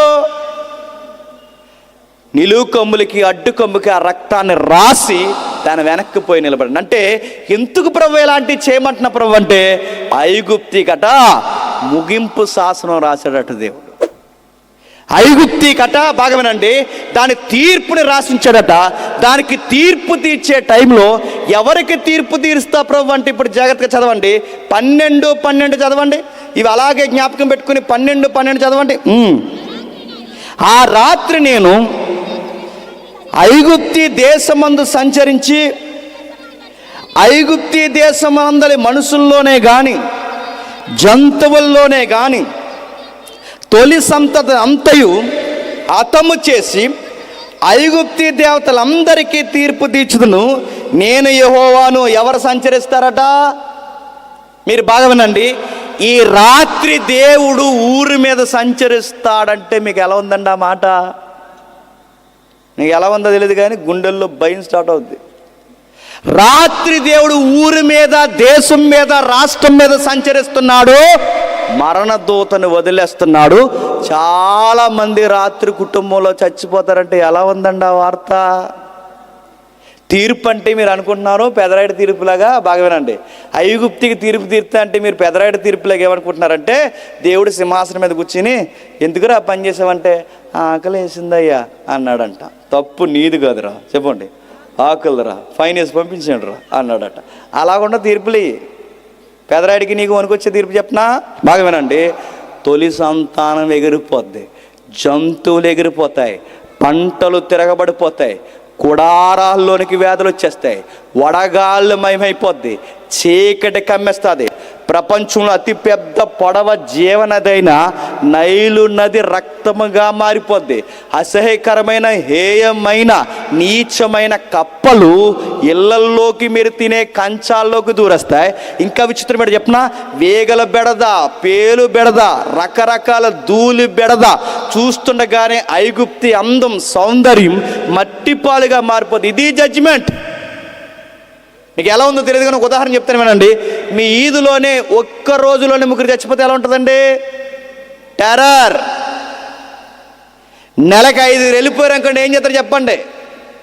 పూజ చేస్తారు, శాంతి పూజ. ఏం చేస్తారు చెప్పండి? నెలకు 5 చనిపోతే, సంవత్సరానికి 4-5 చనిపోతే ఏం చేస్తారు? ఊరికేదో జరుగుతుంది అనుకుంటారు. అలాంటిది 5 చనిపోతేనే 3 చనిపోతే ఎంత టెన్షన్ అయితే, ఇంటికొకడు. ఐగుప్తులో ఎన్ని ఇళ్ళు ఉంటే చెప్పండి, ఎంతమంది తొలి సంతానం ఉంటే ఏడని కుటుంబం లేని, శవం లేని ఇల్లు లేదంట. అంటే ఇల్లన్నీ దేంతో నిలబడ్డా తెలుసా? శవాలతో. ఊరంతా దేంతో ఉందో తెలుసా? శవాలతో. మొత్తం దేశం అంతా దేనితో ఏడబడుతుందో తెలుసా? శవఘోషతో ఏడబోతున్నారు. ఇలాంటి తీర్పు తెచ్చడానికి దేవుడు ఈ నైటే జడ్జిమెంట్ డే పెట్టేశాడు. ఈ రాత్రే ఇక ముగింపు గీత గీసేశాడు. ఈ రాత్రే ఈ దేశం మీదకి ఆయన రెక్కలు ఇప్పొస్తున్నాడు అనగానే ఎలా ఉంటుందో ఒకసారి ఊహించండి. ఎందుకు వస్తున్నావు ప్రభు అంటే దేవుడు అన్నాడు, బాగా వినండి, ముగించేస్తాను. ఎందుకు వస్తున్నావు అంటే కిందకి అంటున్నాడు చూడండి, ఐగుప్తి దేవతలందరికీ. చెప్పండి ఎవరికంట? బాగా వినండి, జాగ్రత్తగా వినండి. తగలడిపోయేది ఎక్కడో ఉంది, జాగ్రత్తగా వినండి. ఎవరికి తీర్పు తీరుస్తాడట? ఐగుప్తి దేవతలందరికీ తీరుస్తాడని అడుగుతున్నాను. బైబిల్లో ఏమనుందండి? నేను తప్ప చెప్పండి వేరొక దేవుడు లేడని ఉందండి. కానీ ఇక్కడేమంటున్నాడండి? నేను ఐగుప్తి దేవతలకు తీర్పు తీరుస్తాంటే అదేంటి? ఆయన తప్ప వేరొక దేవుడు లేడుగా, మిగిలినన్ని బొమ్మలేగా. మరి ఆయన తప్ప వేరొక దేవుడు లేనప్పుడు నేను అడుగుతున్నాను, ఏ దేవుడికి తీర్పు తీరుస్తాడు? ఉన్నట్టా లేనట్టా? అర్థమవుతుందా? ఉన్నట్టా లేనట్టా? ఇప్పుడు ఉన్నానండి, ఇలా తిరిగాను, ఎవరు అక్కడ ఉన్నారనుకోండి, నీ సంగతి రేపు తేలుస్తానంటే బాగుంది. అక్కడ ఉన్నాడు మనిషి, ఎవరు లేకుండా గాల్లోకి చూసి రేపు చూసుకుందారా అన్నాను అనుకోండి, మీరు ఏం చేస్తారు? నన్ను చెప్పండి. జాయిన్ చేస్తారు ఎక్కడ దిక్కునా. అక్కడ ఎవడో ఒకడు ఉంటేనే నా మాటకి అర్థం ఉంది, నీ సంగతి తేలుస్తానని. ఇప్పుడు ఐగుప్తి దేవుడికి తీర్పు తీరుస్తానంటున్నాడంటే ఉన్నట్టా లేనట్టా? గాల్లో మాట్లాడుతున్నాడా? ఉన్నారు. దేవుళ్ళ పేరు మీద ఎవరో ఉన్నారు. ఆ ఉన్నవారు ఐగుప్తిని చెడగొట్టారు. ఆ ఉన్నవారు ఎవరైతే ఉన్నారో దేవుళ్ళ పేరు మీద ఐగుప్తిలో విష సంస్కృతికి కారకులయ్యారు. ఏం చేస్తారు ఐగుప్తి దేవుళ్ళు? ఏం చేస్తారు? ఈ మాట పచ్చికంటున్నాను, ఏమనుకోకండి. ఆడి భార్య నీ నెత్తికెళ్ళిపోయినా ఏమీ అనరు. ఎందుకు? కల్చర్ ఎక్కడ? మరో మాట చెప్పనా, భయంకరమైన అర్ధనగ్న నృత్యాలు అక్కడ. మరీ చెప్పనా, రక్తం వలికిస్తారు అక్కడ, పసిపిల్లలను చంపేస్తారు అక్కడ. ఇవన్నీ ఎవడి పేరు మీద జరుగుతాయి? దేవుడి పేరు మీద జరుగుతాయి. ఒక ఇంటేమన్నా మీకు? దేవుడు పేరు మీద గంజా పెంచుతారు, దేవుడు పేరు మీద గుడుంబ పెంచుతారు, దేవుడు పేరు మీద మాట్లాడటాన్ని ఏమనుకోకండి, దేవుడు పేరు మీద ఎవరైతే ఉన్నారో ఇజ్రాయెల్ని తీసుకొచ్చి అర్ధనగ్న నృత్యాలు చేయిస్తారు. దేవుడి పేరు మీద ఆడపిల్లలకి, మీ సైడే ఆడపిల్లలకి టవల్స్ కట్టి, విత్ టవల్ మాత్రమే, టవల్ కట్టి టవల్తో డ్యాన్సులు వేపిస్తారు. ఇవన్నీ ఎవరి పేరు మీద? బాగా వినాలి. ఇప్పుడు ఉన్నదండి, ఇది ఉందండి. దేవుడు అంటున్నాను నేను, ఈ దేవుడి పేరు మీద డ్యాన్సులు వేయిస్తున్నాను, రకరకాల అర్ధనగ్న నృత్యాలు, నగ్న నృత్యాలు వేయిస్తున్నాను, రక్తం వలికిస్తున్నాను, రకరకాలన్నీ చేయిస్తున్నానంటే దీంట్లో దేవుడు ఉన్నట్ట? లేకపోతే చెప్పండి, దేవుడుంటే ఇలాంటి పనులు చేయిస్తాడా? దేవుడి పేరు మీద ఎవడో కూర్చుంటే ఇలాంటి పనులు చేయిస్తాడా? చెప్పండి. అర్థమైతే ధన్యత. చెప్పండి, దేవుడుంటే ఏం చేస్తాడు? దేవుడు అనే హారిజన్ ఉంటే నీతి, నియమము, సత్క్రియ జరిగించి సొసైటీకి ఫలభరితమైన కార్యాలు జరిగించేదే దేవుడు. దేవుడు అంటేనే మంచిగా గుర్తు. మరి చెడ్డ క్రియలన్నీ దేవుడు పేరు మీద జరుగుతున్నాయంటే పేరుకి లేబుల మీద దేవుడే. వెనక ఎవడున్నాడు చెప్పండి? ఆడెవడో ఉన్నాడు. ఆడికి కావలసిన ఏంటి తెలుసా? నరులు ఎంత చెడిపోతే చెప్పండి, ఆడికి అంత ఆనందం. ఆడికి మీరు నమ్ముతారు లేదో, ఐగుప్తులు విపరీతమైన పనులు. మీరు చూడండి, సగం జంతువు ఉంటారు. మీరు ఐగుప్తి దేవుడు బొమ్మలు చూడండి, సగం జంతువు, సగం మనిషి, సగం పిల్లి, సగం మనిషి, సగం నక్క, సగం మనిషి. ఇవేం దేవుళ్ళు అంటే జంతువుల్ని మనుషుల్ని కూడా కలిపేసిన దేవుళ్ళని ఆరాధిస్తారంటే నేను అడుగుతున్నాను, నేను ఎలాంటి దేవుడిని ఆరాధిస్తానో నా పనులు కూడా చెప్పండి అలాగే ఉంటాయి. నేను ఎలాంటి వాడినో చెప్పాలంటే నేను పూజించే దేవుడిని బట్టి నేను ఎలాంటి వాడిని తెలిసిపోతాను. నా మాటలు అర్థమవుతుందో లేదంటే మనం చేసే కార్యాలు గమనించండి. ఈ చేసే కార్యాలు ఏవైతున్నావో ఈ దేవుడి యొక్క ఆరిజిన్ బాగుపోతాలన్నట్టు. ఐగుప్తు ఎంత ఇలా కకలావికలం అయిపోవడానికి కారణం, ఐగుప్తిలో భయంకరమైన దేవతలు, భయంకరమైన దేవుళ్ళు, వీళ్ళందరూ కలిసి ఐగుప్తి సంస్కృతిని పాడు చేశాడు. దేవుడట వీళ్ళ తాట తీయడానికి వస్తున్నాడట. అంటే ఐగుప్తిని ప్రేరేపిస్తున్న, ఐగుప్తిని రేపుతున్న, ఐగుప్తిని దేవుడి పేరు మీద ఇలా ముసుగులో బతుకుతున్న మాయా స్వప్నాలు ఉన్నాయి. ఆ మాయా స్వప్నాల సంగతి తేల్చడానికి వచ్చాడు. మరి ఇది ప్రజలకు అర్థమవుతుందంటే అర్థమవుదు. ప్రజలకి ఎందుకు అర్థమవట్లేదు? ప్రజలకి ఎందుకు అర్థమవుతుందంటే ఎన్టీ రామారావు గారు ఒక సామెత చెప్పారు, గుర్తుందా? పెద్దలు తెలుస్తుంది. ఎన్టీ రామారావు గారు ఎప్పుడైనా పాలిటిక్స్లో ఉన్న ప్రసంగాలు ఎప్పుడైనా వినండి. ఆయన ఒక సామెత చెప్తారు. ఏమంటాడంటే, దొంగే దొంగే పరిగెట్టి ఆడే మనుషుల్లో కలిసిపోయి అన్నాడట, దొంగలు వెళ్ళిపోయాడు అన్నాడంట. నా మాటలు అర్థమవుతున్నాయా? వీడు దయ్యంగాళ్ళ రాలా చెప్పండి, దయ్యంగాళ్ళ రాలా. మరి దెయ్యంగాడు దేవుళ్ళకి వస్తే ఇంకెవడండి దెయ్యం అనేది చెప్పండి. ఆడు లోపల కూర్చుని ఏం చేస్తాడంటే, ఏయ్ డ్యాన్స్ అయ్యి తాగా ఊగా లింగి పై గట్టు తీసుకురా, ఆడవాళ్ళని అవలగట్టు ఆడించో, రంగరంగ వైభవంగా నీచమైన కార్యాలు జరిగించో, మేకలను కోస్తావో, కోళ్ళను కోస్తావో, మనుషులను కోస్తావో, నీ పార్టీ గెలవాలని ఆ మూసీ నదిలో వయసులో వచ్చిన పిల్లల్ని బలిస్తావో. బలి మూసీ నదులు ఇచ్చారు చూసారుగా. కర్ణాటక ఈ కొన్ని ప్రాంతాల్లో ఇప్పటికీ, మీ ఏరియా నుంచి కొంచెం డీప్ ఏరియాకి వెళితే ఏజెన్సీకి వెళ్తారు, ఎప్పటికీ ఆ ఏరియాలో ప్రకృతి దేవతల పేరు మీద నరబలులు జరుగుతున్నాయంటే నమ్మగలరా? మన దేవుడు తినంగా లేరనుకోండి, మన గర్భాన్ని పుట్టిన పిల్లల్ని మనం ఏం చేస్తాం తెలుసా? చంపుతాం. ఎందుకు చంపుతున్నారంటే పంటలు బాగా పండుతాయని, కడుపులు బాగా నిండుతాయని, వర్షాలు బాగా పడతాయని పిల్లలను చంపుతారు. నడుతున్నాను, వయసులో ఉన్న వాళ్ళని చంపుతారు, నీచమైన కార్యాలు చేస్తారు. ఏంట్రా దేవుడికి ఇలాంటి ఆరాధన చేస్తున్నారంటే అలా చేస్తేనే దేవుడికి నచ్చుతుందట. ఎలా చేస్తారంటే తాగేసి ఊగెత్తే ఎవరికి నచ్చుతుందట? ఓ బాబా ఉన్నాడు తెలుసా, ఆడ అమెరికాలో దీవుని కొన్నాడు. అమెరికాలో దీవుని, ఆడి పేరే డిఫరెంట్ నేమ్ అండి, నిత్యానందం. ఎప్పుడు ఆనందంగానే ఉంటాడు.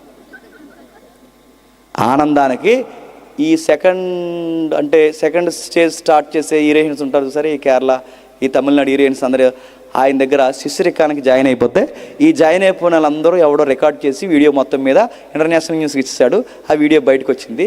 గురువుగారు ఏం ఎక్స్ప్లెనేషన్ ఇస్తారని ఛానల్స్ అన్నీ రెడీగా చూస్తే గురువుగారు బయటకు వచ్చి ఏమన్నాడు తెలుసా? ఇది మీరు తప్పు అనుకుంటున్నారు, ఇది కూడా ఒక సేవే అన్నాడు. ఏంటి శిష్యురాలతో పోవడం ఏంటట? అది సేవేటంటే మీకు తెలియదు, జ్ఞానోదయం కలగలేదు ఇంకా అన్నాడట. ఓసో అంటాడు, చదువుకున్నది తెలుస్తుందండి.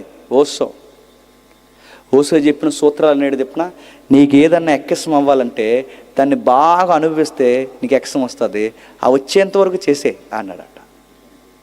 నీకు బాగా సిగరెట్లు కాల్చాలనిపిస్తుంది అనుకో, ఆడు అంటాడు ఆ ఓసో సూత్రాలు ఎలా ఉంటాయంటే 4-5 పెట్లు కాల్సే అంటాడట. ఈ 4-5 పెట్లు కాల్చి, అందుకే నీకు శృంగారం చేయాలనిపిస్తుంది అనుకో, నీకు ఎంతమందితో చేయాలనిపిస్తే విచ్చలవిడి జంతువులాగా శృంగారం చేసే నీకు విరతి పుట్టేస్తుంది. ఇలాంటి సూత్రాన్ని బాగానే చెప్పాడు. కానీ దాని ఎఫెక్ట్ ఏంటి చెప్పినా, వీడి సిగరెట్ పెట్టి అయ్యే లోపు పోతే నీ ఇష్టం వచ్చినట్టుతో తిరిగి అంటే వీడికి ఏడ్స్ వచ్చేస్తే నడుగుతున్నాను. వీళ్ళు చెప్పే లాజిక్లు ఎలా ఉంటాయంటే, వీళ్ళని ఫాలో అయిన శిష్యులు ఎవరనుకుంటున్నారు? రామ్ గోపాల్ వర్మ ఉన్నాడు కదా. ఇప్పుడు ఇంకో డైరెక్టర్ నా పేరు తిరుగుతలేదండి, వంగ కాదు కదా, వంగ ఇప్పుడు డైరెక్టర్ ప్రజెంట్ లీడింగ్లో ఉన్న ఆయన. వీళ్ళందరూ బాగా వినండి, వీళ్ళందరూ ఎవరిని ఫాలో అవుతారు చెప్పనా? వాళ్ళనే ఫాలో అవుతారు. విషయం చెప్పనా, ఈరోజు హైలైట్ హీరోస్, హైలైట్ డైరెక్టర్ ఎవరు చెప్పనా? అసలు పేరున్న డైరెక్టర్లు హీరోలు ఎవరు చెప్పనా? ఎవడెన్ని బూతులు మాట్లాడితే చెప్పండి ఆడి హీరో. ఇవన్నీ ఎలా వస్తాయంటే వాళ్ళ ఫిలాసఫీలు, వాళ్ళ మొక్కే భావజాలాలు, వీటిని బట్టి వస్తాయి. అంతే ఐగుప్తు ఎలా తయారవడానికి కారణం ఏంటి చెప్పినా, వాళ్ళ మొక్కలు అలా తయారయ్యాయి. అందుకు ఐగుప్తికి తీర్పు తీర్చడానికి వస్తున్నాడు, రాత్రే సంచరిస్తున్నాడు. ఈ తీర్పు తీర్చేటప్పుడట వీళ్ళొక్కరికే కాదు, వీటికి మొక్కుతున్న వాళ్ళకి కూడా తీర్పు తీరుస్తా అన్నాడు. ఎవరికి? వీళ్ళకి మొక్కుతున్న వారికి కూడా తీరుతుంటే, వీటిని పాటించి వీటిని ఎవరైతే దైవాలుగా మొక్కుతున్నారో ఈ మొక్కుతున్న వారికి కూడా తీర్పు తీరుస్తాడు. ఈ మొక్కుతున్న వారికి తీర్పు తీర్చడమే కాదు, వీటిని మొక్కుతున్న వారితో ఎవరు కలిసిపోయారట? ఇశ్రాయేలు కూడా కలిసిపోయారట. ఎవరు కలిసిపోయారు? మనం అనుకుంటాం ఐగుప్తి దేవుళ్ళని మొక్కారు అనుకుంటాం. కాదు, బైబిల్ అలా చెప్పట్లేదు. ఐగుప్తి దేవుళ్ళని చెప్పండి ఇశ్రాయేలు కూడా మొక్కారు. అదే ఎలాగంటే మనం ఎలాగో అదే అలాగే. మనం ఏం చేస్తున్నాం? వేపనాయంతో ముహూర్తం పెట్టిస్తున్నాం చెప్పండి, పాస్టర్ గారితో ప్రార్థన చేస్తున్నాం అంటే ఈ దేవుడిని వదలను, ఆ నమ్మకాలు వదలం. వాళ్ళు కూడా అలాగే యెహోవాని వదలలేదు, చెప్పండి ఐగుప్తిని వదలలేదు. ఎప్పుడైతే ఇలాంటి నీచమైన పనులు వాళ్ళు చేశారో దేవుడు తీర్పు తీర్చడానికి ఆ యెహెజ్కేలు ఇంటికి వెళ్ళిన తర్వాత చదవండి. ఆ యెహెజ్కేలు గ్రంథం 20వ అధ్యాయంలో ఉంటుంది. ఏమని తెలుసా? నేను ఓ నరపుత్రుడా యెహెజ్కేలు నీకు మాట చెప్తున్నాను, వీళ్ళకా న్యాయం తెచ్చబట్టినావు, వీళ్ళకా తీర్పు తెచ్చబట్టినావు, ఈ ఇశ్రాయేలుకా పంట పొలాలు పొందాలని నాకు ప్రార్థన చేస్తున్నావు. నీకు విషయం చెప్పినా, వీళ్ళ అయ్యలు ఎలాంటి పనులు చేస్తారు, వీళ్ళు కూడా అలాంటి పనులు చేస్తున్నారు. వీళ్ళు ఐగుప్తులు ఉన్నప్పుడు తిన్నంగా ఉన్నారో వీళ్ళ పితరులు? ఐగుప్తులు ఉన్నప్పుడు వీళ్ళు ఏం చేశారు? వీళ్ళ పితరులు ఏం చేశారు అనుకుంటున్నావు? నరపుత్రుడా యెహెజ్కేలు నీకే చెప్తున్నాను, వీళ్ళు ఐగుప్తులు ఉన్నప్పుడు ఏం చేశారంటే, ఇదిగో ఐగుప్తి దేవుళ్ళు మొక్కారు. ఆ రాత్రి నేను సంచరించినప్పుడు ఐగుప్తి దేవుళ్ళకే కాదు తీర్పు తెచ్చడానికి వస్తా, ఐగుప్తి ప్రజలకే కాదు తీర్పు తెచ్చడానికి వస్తా, మరి చెప్పండి ఇశ్రాయేలీలకు కూడా తీర్పు తెచ్చడానికి వచ్చినట. అలాంటి ఇశ్రాయేలుకి దేవుడు తీర్పు తెచ్చడానికి వచ్చినప్పుడు ఇశ్రాయేల్ని కూడా చంపేలాం, అంటే మొత్తం ఇశ్రాయేల్ని ఐగుప్తిని కలిపి ఆ మొక్కుతున్న వాళ్ళందరి సంగతి తేల్చడానికి ఆ రోజు ఐగుప్తి మీదకి దేవుడు వస్తే, ఆ రోజు బతికి బట్ట కట్టడానికి వీళ్ళకి ఒకే ఒక ఆప్షన్ దొరికిందంట. ఆ ఆప్షన్ ఏంటో తెలుసా? పస్కా. ఏంటి పస్కా అంటే? ఈ పస్కా చేస్తేనే ఈ మరణ దూత మీ ఇంటికి రాకుండా పోతుంది.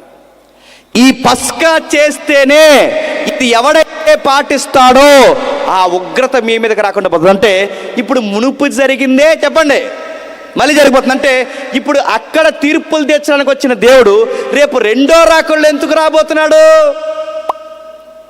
నీకు రెడ్ కార్పెట్ వేయడానికి మాత్రమే కాదు, రెండో రాకళ్ళు ఎందుకు వస్తున్నాడు తెలుసా? తన శత్రువులతో యుద్ధం చేయడానికి రాబోతున్నాడు.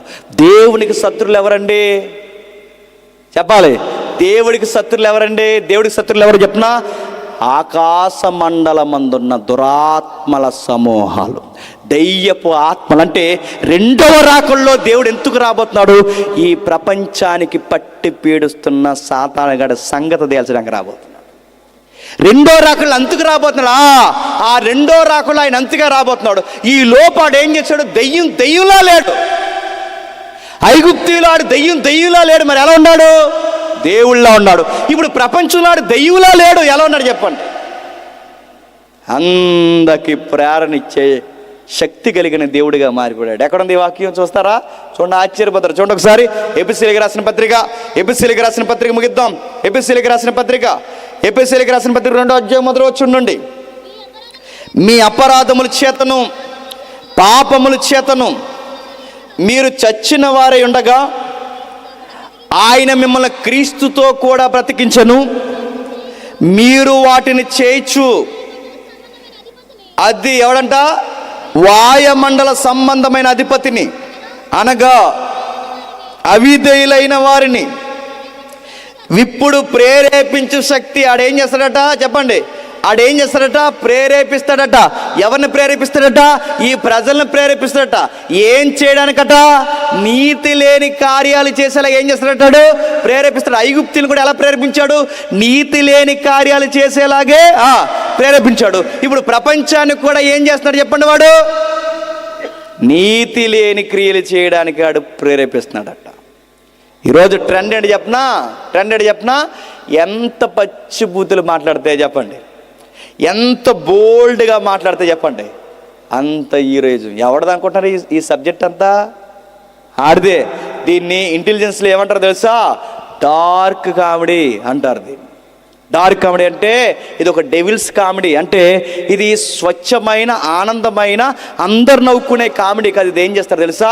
ఇది ఒక రాక్షస ఆనందం. వీళ్ళు ఏం చేస్తారంటే మనుషుల యొక్క నీతి క్రియలను కూడా నీచంగా మాట్లాడడం ఈరోజు కామెడీ. మీరు చూడండి, కావాలంటే జబర్దస్తి వీళ్ళకి భయం చెప్పే వాళ్ళు లేరండి, వీళ్ళ మీద కేసు వేసే వాళ్ళు కూడా లేరండి. ఈ జబర్దస్తులో నోటికి ఎంత వస్తే అంత మాట చూస్తున్నాగా. రీల్స్ అప్పుడప్పుడు వస్తున్నప్పుడు ఎంత మాట వస్తే అంత మాట. డబల్ మీనింగు, భార్యల మీద మీనింగ్, డబల్ మీనింగ్లు, భర్తల మీద డబల్ మీనింగ్, ఆడింటి మీద ఈ డైలాగులు, ఈడింటి మీద ఆ డైలాగులు, రకరకాల డైలాగులు. ఇవన్నీ అదో రకమైన రాక్షసానందం. దీన్ని అంతా ఏమంటారు చెప్పినా? అది హెల్దీ కామెడీ కాదండి, అది డార్క్ కామెడీ. ఇలాంటి కామెడీ షోలు, సాతాను క్రియలు ఎవరు చూస్తున్నారు తెలుసా? మీ కుటుంబాలతో, మీ పిల్లలతో కూర్చొని మీరు చూస్తున్నారు.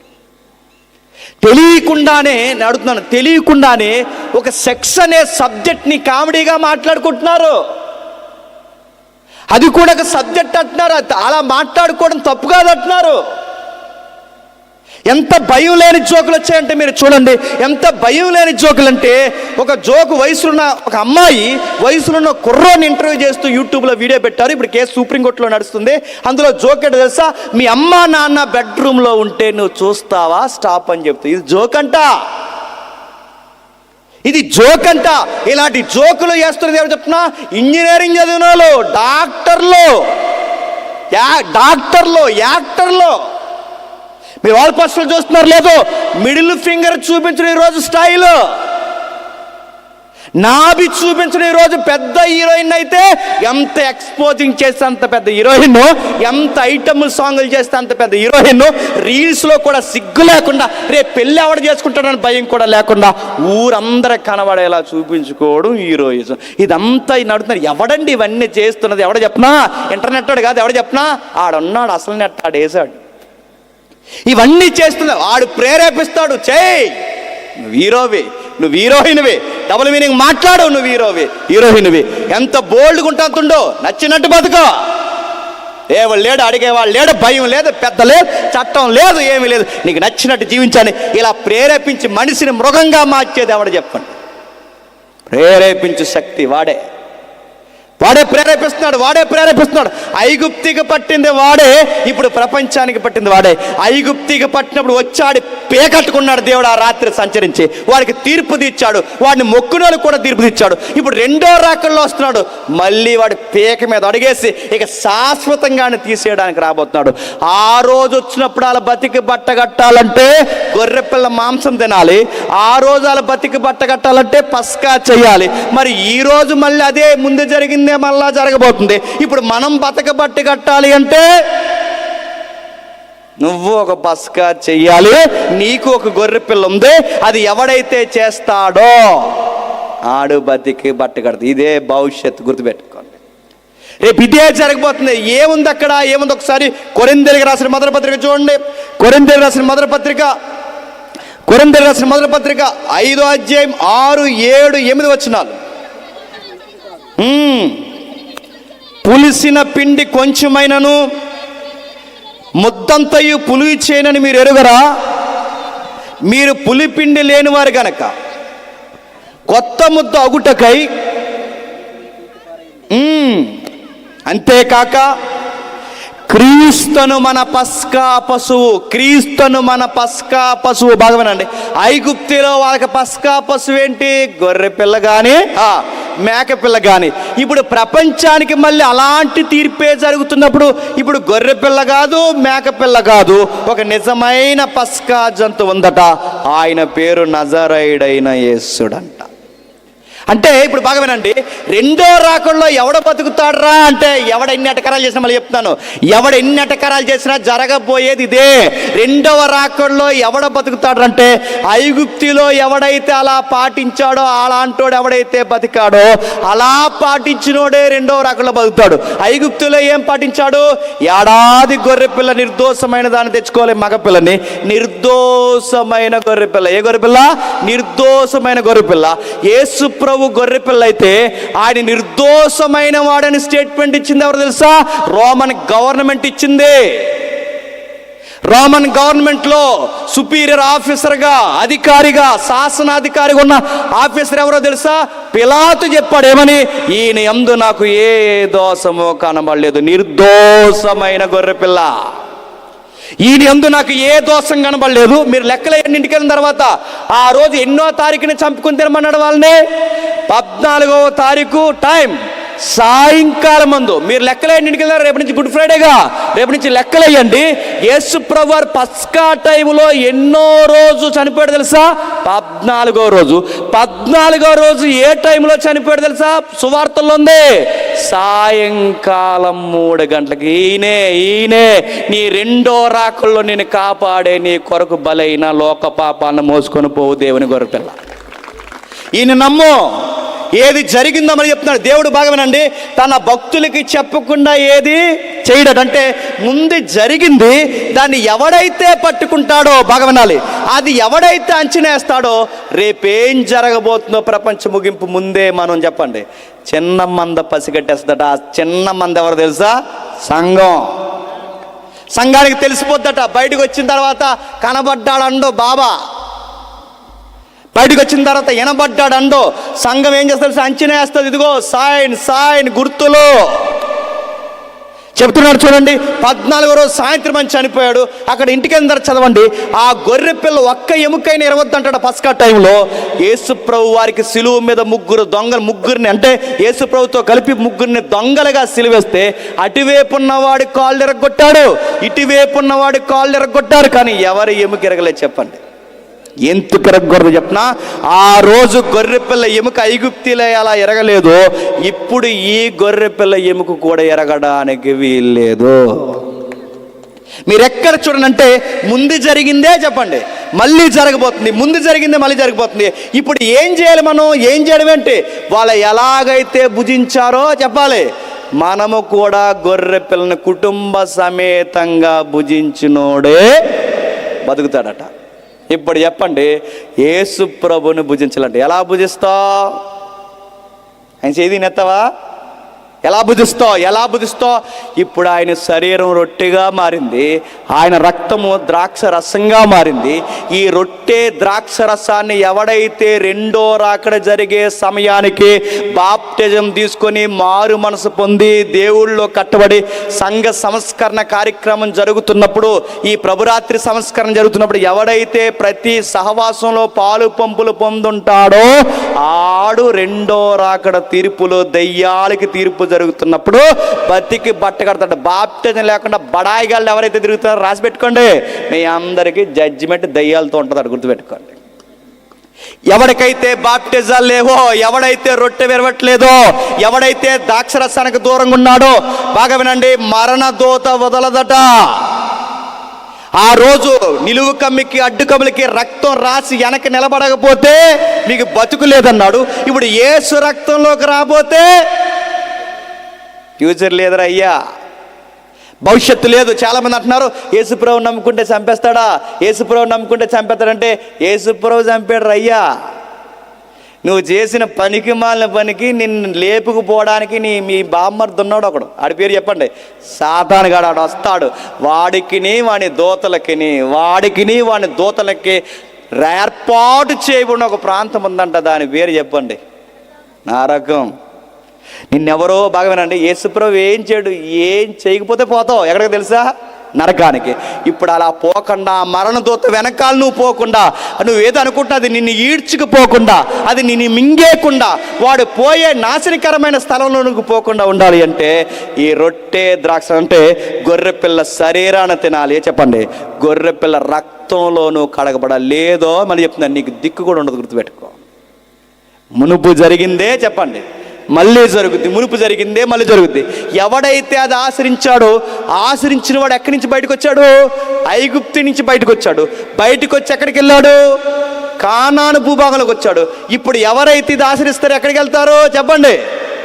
పరలోకానికి వెళ్తారు. ఇవన్నీ మీకు విచిత్రంగా అనిపించవచ్చు, కానీ ఇది చరిత్ర.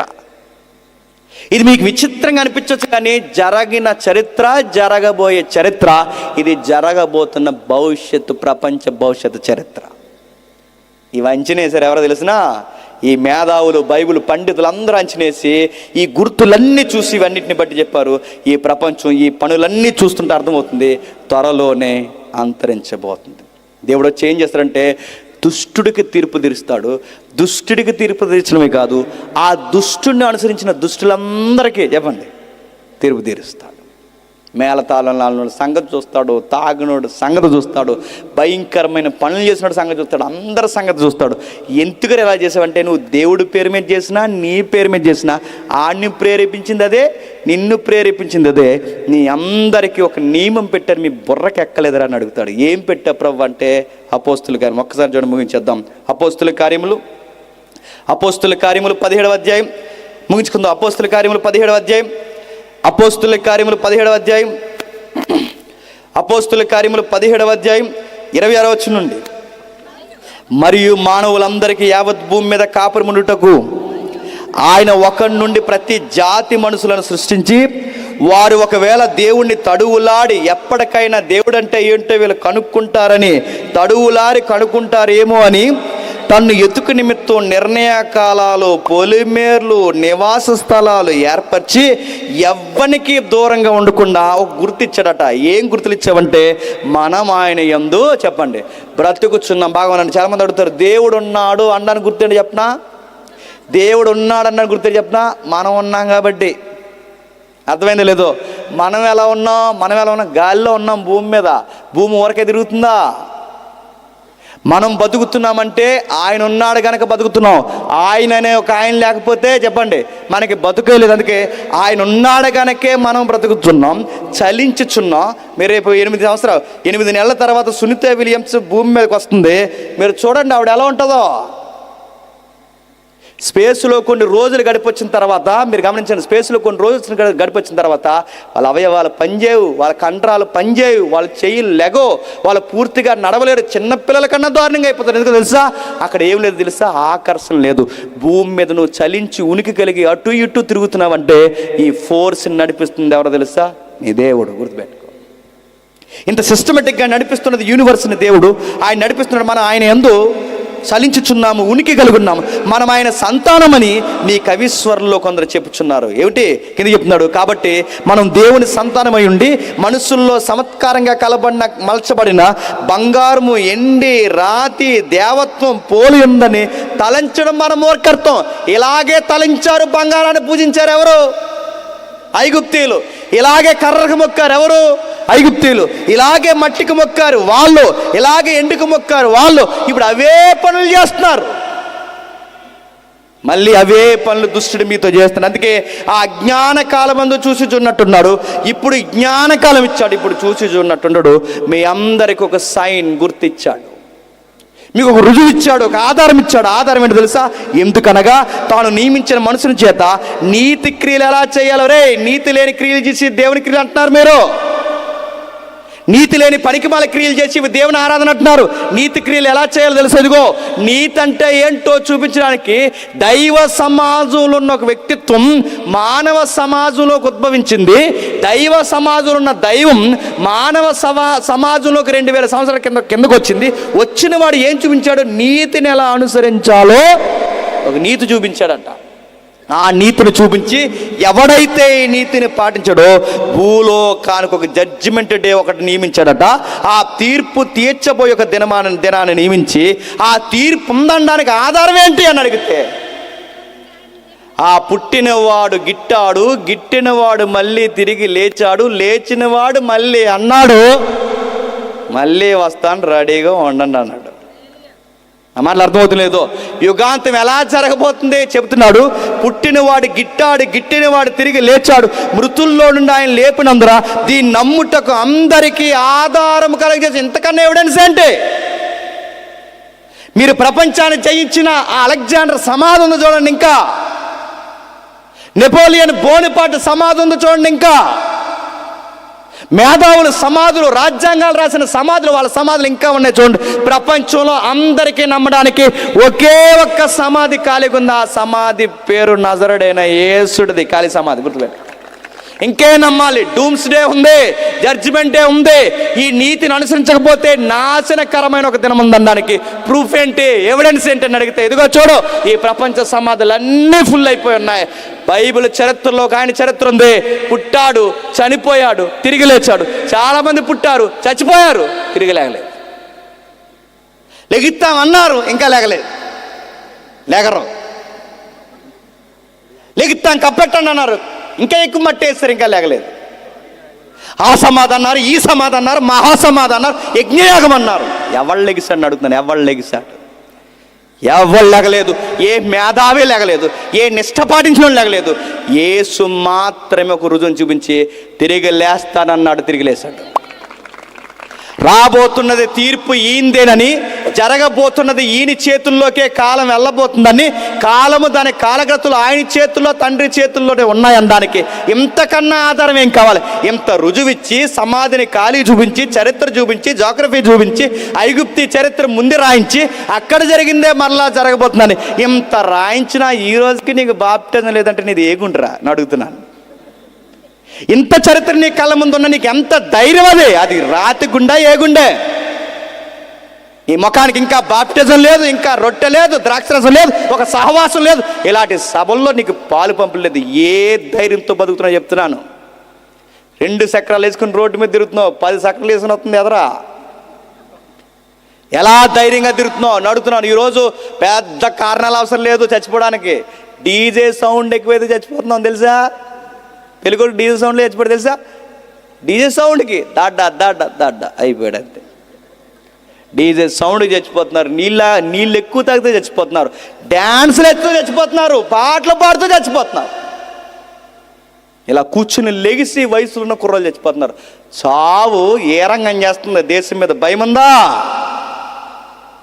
ఈ సావు చూస్తున్నాం. ఐగుప్తిలో ఒక శవం లెగిస్తేనే అంత భయం వేస్తే, ఐగుప్తిలో ఒక శవం లెగిస్తేనే మొత్తం ఐగుప్తి గవర్నమెంట్ చేతులు ఇస్తే, వచ్చే 2వ రాకల్లో ఒక శవం కాదంట, కుటుంబానికి ఒక శవం కాదంట, కుటుంబమే శవాల గొట్టవుద్దట.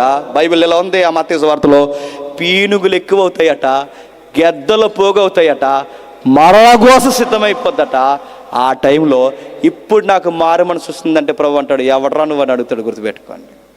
నీకు చరిత్ర రాయించి, నీతిని ప్రకటించి, ఇలాంటి ఎవరైతే యవనస్తులు ఎంప్లాయీస్ ఉన్నారో వాళ్ళందరినీ పోగేసి, నీ బుర్రకెక్కదని ఇలాంటి వాడిని ఒకరిని పిలిచి, ఆడు సొక్కా చింపుకునేలాగా అరిసి, అందరితో తిట్టుకుని ఇంత ప్రసంగం చెప్పినా నీకు ఇంకా మార్పు రాలేదంటే నేనేం చేయాలరా నా రోజు అడగడనుకుంటున్నావా? ఇంత ఖర్చు చేసి, ఇంత పెట్టుబడులు పెట్టి, రూపాయి దాచుకుంటే వాళ్ళ పిల్ల పాపలకో ఓ చొక్కావో పలకో రాదా? అంతా రూపాయి ఖర్చు పెట్టారంటే మీరు గుర్తుపెట్టుకోండి, మీరు మారకపోయిన ఫలం ఏమవుతండి? నిజమైన సహకారి జాబితాలు ఈ సభకి సహకరించిన ప్రతి ఒక్కరి పేరు నమోదు చేయబడతాది. గొర్రె పిల్ల రాకడ సమయంలో, గొర్రె పిల్లగా కాదు కొదమ సింహంగా రాబోతున్న టైంలో ఆయన సహవాసంలో ఉన్నవారు ఎత్తబడతారు. ఆయన సహవాసం లేకుండా, బాప్టిజం లేకుండా డ్రమ్ము కొడతారు చూసారు, డ్రమ్ము. ఈ డ్రమ్ము కొట్టే బ్యాచ్ అందరికి ప్రకటన గ్రంథం ఉంది. డ్రమ్ము కొడతారంటే ఇంకా డ్రమ్ము పని చేయదు. ఇంకా రోజు డ్రమ్ము కొట్టి తీసిపోయాడు, ఎవడరాను అని అడుగుతాడు. గుర్తుపెట్టుకోండి. మారండి. బాప్టిజాలు లేకపోతే బాప్టిజాలు తీసుకోండి. రేపు ఆదివారం అనే ఒక ముఖ్యమైన పునరుద్ధానం దినం వచ్చేసరికి చర్చికి పోవాలని, పాలు పంపులు పొందాలని ఒక బాధ్యత నేర్చుకుని. ఎందుకంటే ఇక చూస్తుంటే పరిస్థితులు అర్థమైపోతున్నాయి. ఇక ఈ ప్రపంచానికి ఎక్కువ రోజులు ఉన్నట్టుగా ఏమీ ఎందుకంటే మనుషుల్లా లేరు, స్త్రీలా లేరు, పురుషుల్లా లేరు, పిల్లలు లేరు, ఆయుసులా లేదు, తిల్లులా లేవు, వర్షాలు పడే వాతావరణం లేదు, పండే భూమి వాతావరణం లేదు. ఇవన్నీ ఎక్కడికి? ఈ గొడవలు, ఈ యుద్ధాలు, ఈ సంస్కృతి, ఈ ప్రకృతి విలయాలు ఇవన్నీ ఒక వేపుకు ప్రయాణం చేస్తున్నట్టు అనిపిస్తున్నాయి. ఇవన్నీ ఎక్కడికి ప్రయాణం చేస్తున్నాయి అంటే ఈ ప్రయాణం అంతా ఎక్కడికి ప్రయాణం తెలుసా? యేసుని ఎదుర్కోవడానికి ప్రయాణం చేస్తున్నాయి. గుర్తుపెట్టుకోండి, ప్రభువుని ఎదుర్కోవడానికి, నాశనం అంతా ప్రభుని ఎదుర్కోవడానికి ప్రయాణం చేస్తుంది. ఆ ప్రయాణంలో సంఘం ఉన్నావు. ఐగుప్తిలో సంఘం కలిస్తే ఐగుప్తిని కూడా చంపుతానన్నాడు. జలప్రలయంలో సంఘం కలిస్తే సంఘాన్ని కూడా తీసి ఒక కుటుంబాన్ని పక్క తీశాడు. ఇప్పుడు సంఘం మళ్ళీ లోకంతో జబర్దస్తి సోలు, ఆ సోలు, ఈ సింగింగ్లు అంటే కలిసిన ప్రతి సంఘం పేరు చూద్దాను. మరి చెప్తున్నాను, 2 3 కాదు, ఉన్న 2 ఖచ్చితంగా ఉండండి. లేఖనం ఎలా ఉందో అలా బ్రతకండి. చిన్న పాస్టర్ గారా, యూట్యూబ్ పాస్టరా, పెద్ద పాస్టర్ కాదు, సత్యం చెప్పే పాస్టరా కాదా అది చూడండి. బతుకు ఫలభరితం అవుద్ది, దేవుడు మిమ్మల్ని ఆశీర్వదిస్తాడు. మీరు ఫ్యాన్ ఫాలోయింగ్ ఇచ్చి జేమ్స్ గారితో పొడిదిగానంటే జేమ్స్ నువ్వు ఎవరు నువ్వు అని అడుగుతాడు ఆ రోజు పరలోకంలో. గుర్తుపెట్టుకోండి, నీకు జేమ్స్ గ్యారంటీ కాదు, జేమ్స్ ఫోటో గ్యారంటీ కాదు, నీకు సత్యమే గ్యారంటీ. ఆ సత్యాన్ని ఎవడైతే నమ్మి అనుసరిస్తాడో మునుపు జరిగిందే చెప్పండి, మళ్ళీ జరగబోతుంది. మారు మనసు పొందు, బాప్టిజం తీసుకో, రొట్టె ద్రాక్షరసంలో పాల్గొని నిజమైన పస్కా ఆచరణ ఎప్పుడైతే జరిగిస్తావో దేవుడు నిన్ను బతికి బట్టగట్టే రక్షణలో నిలబెడతాడు. దేవుడు నిన్ను ఆశీర్వదించును గాక. ఆమేన్, ఆమేన్, ఆమేన్.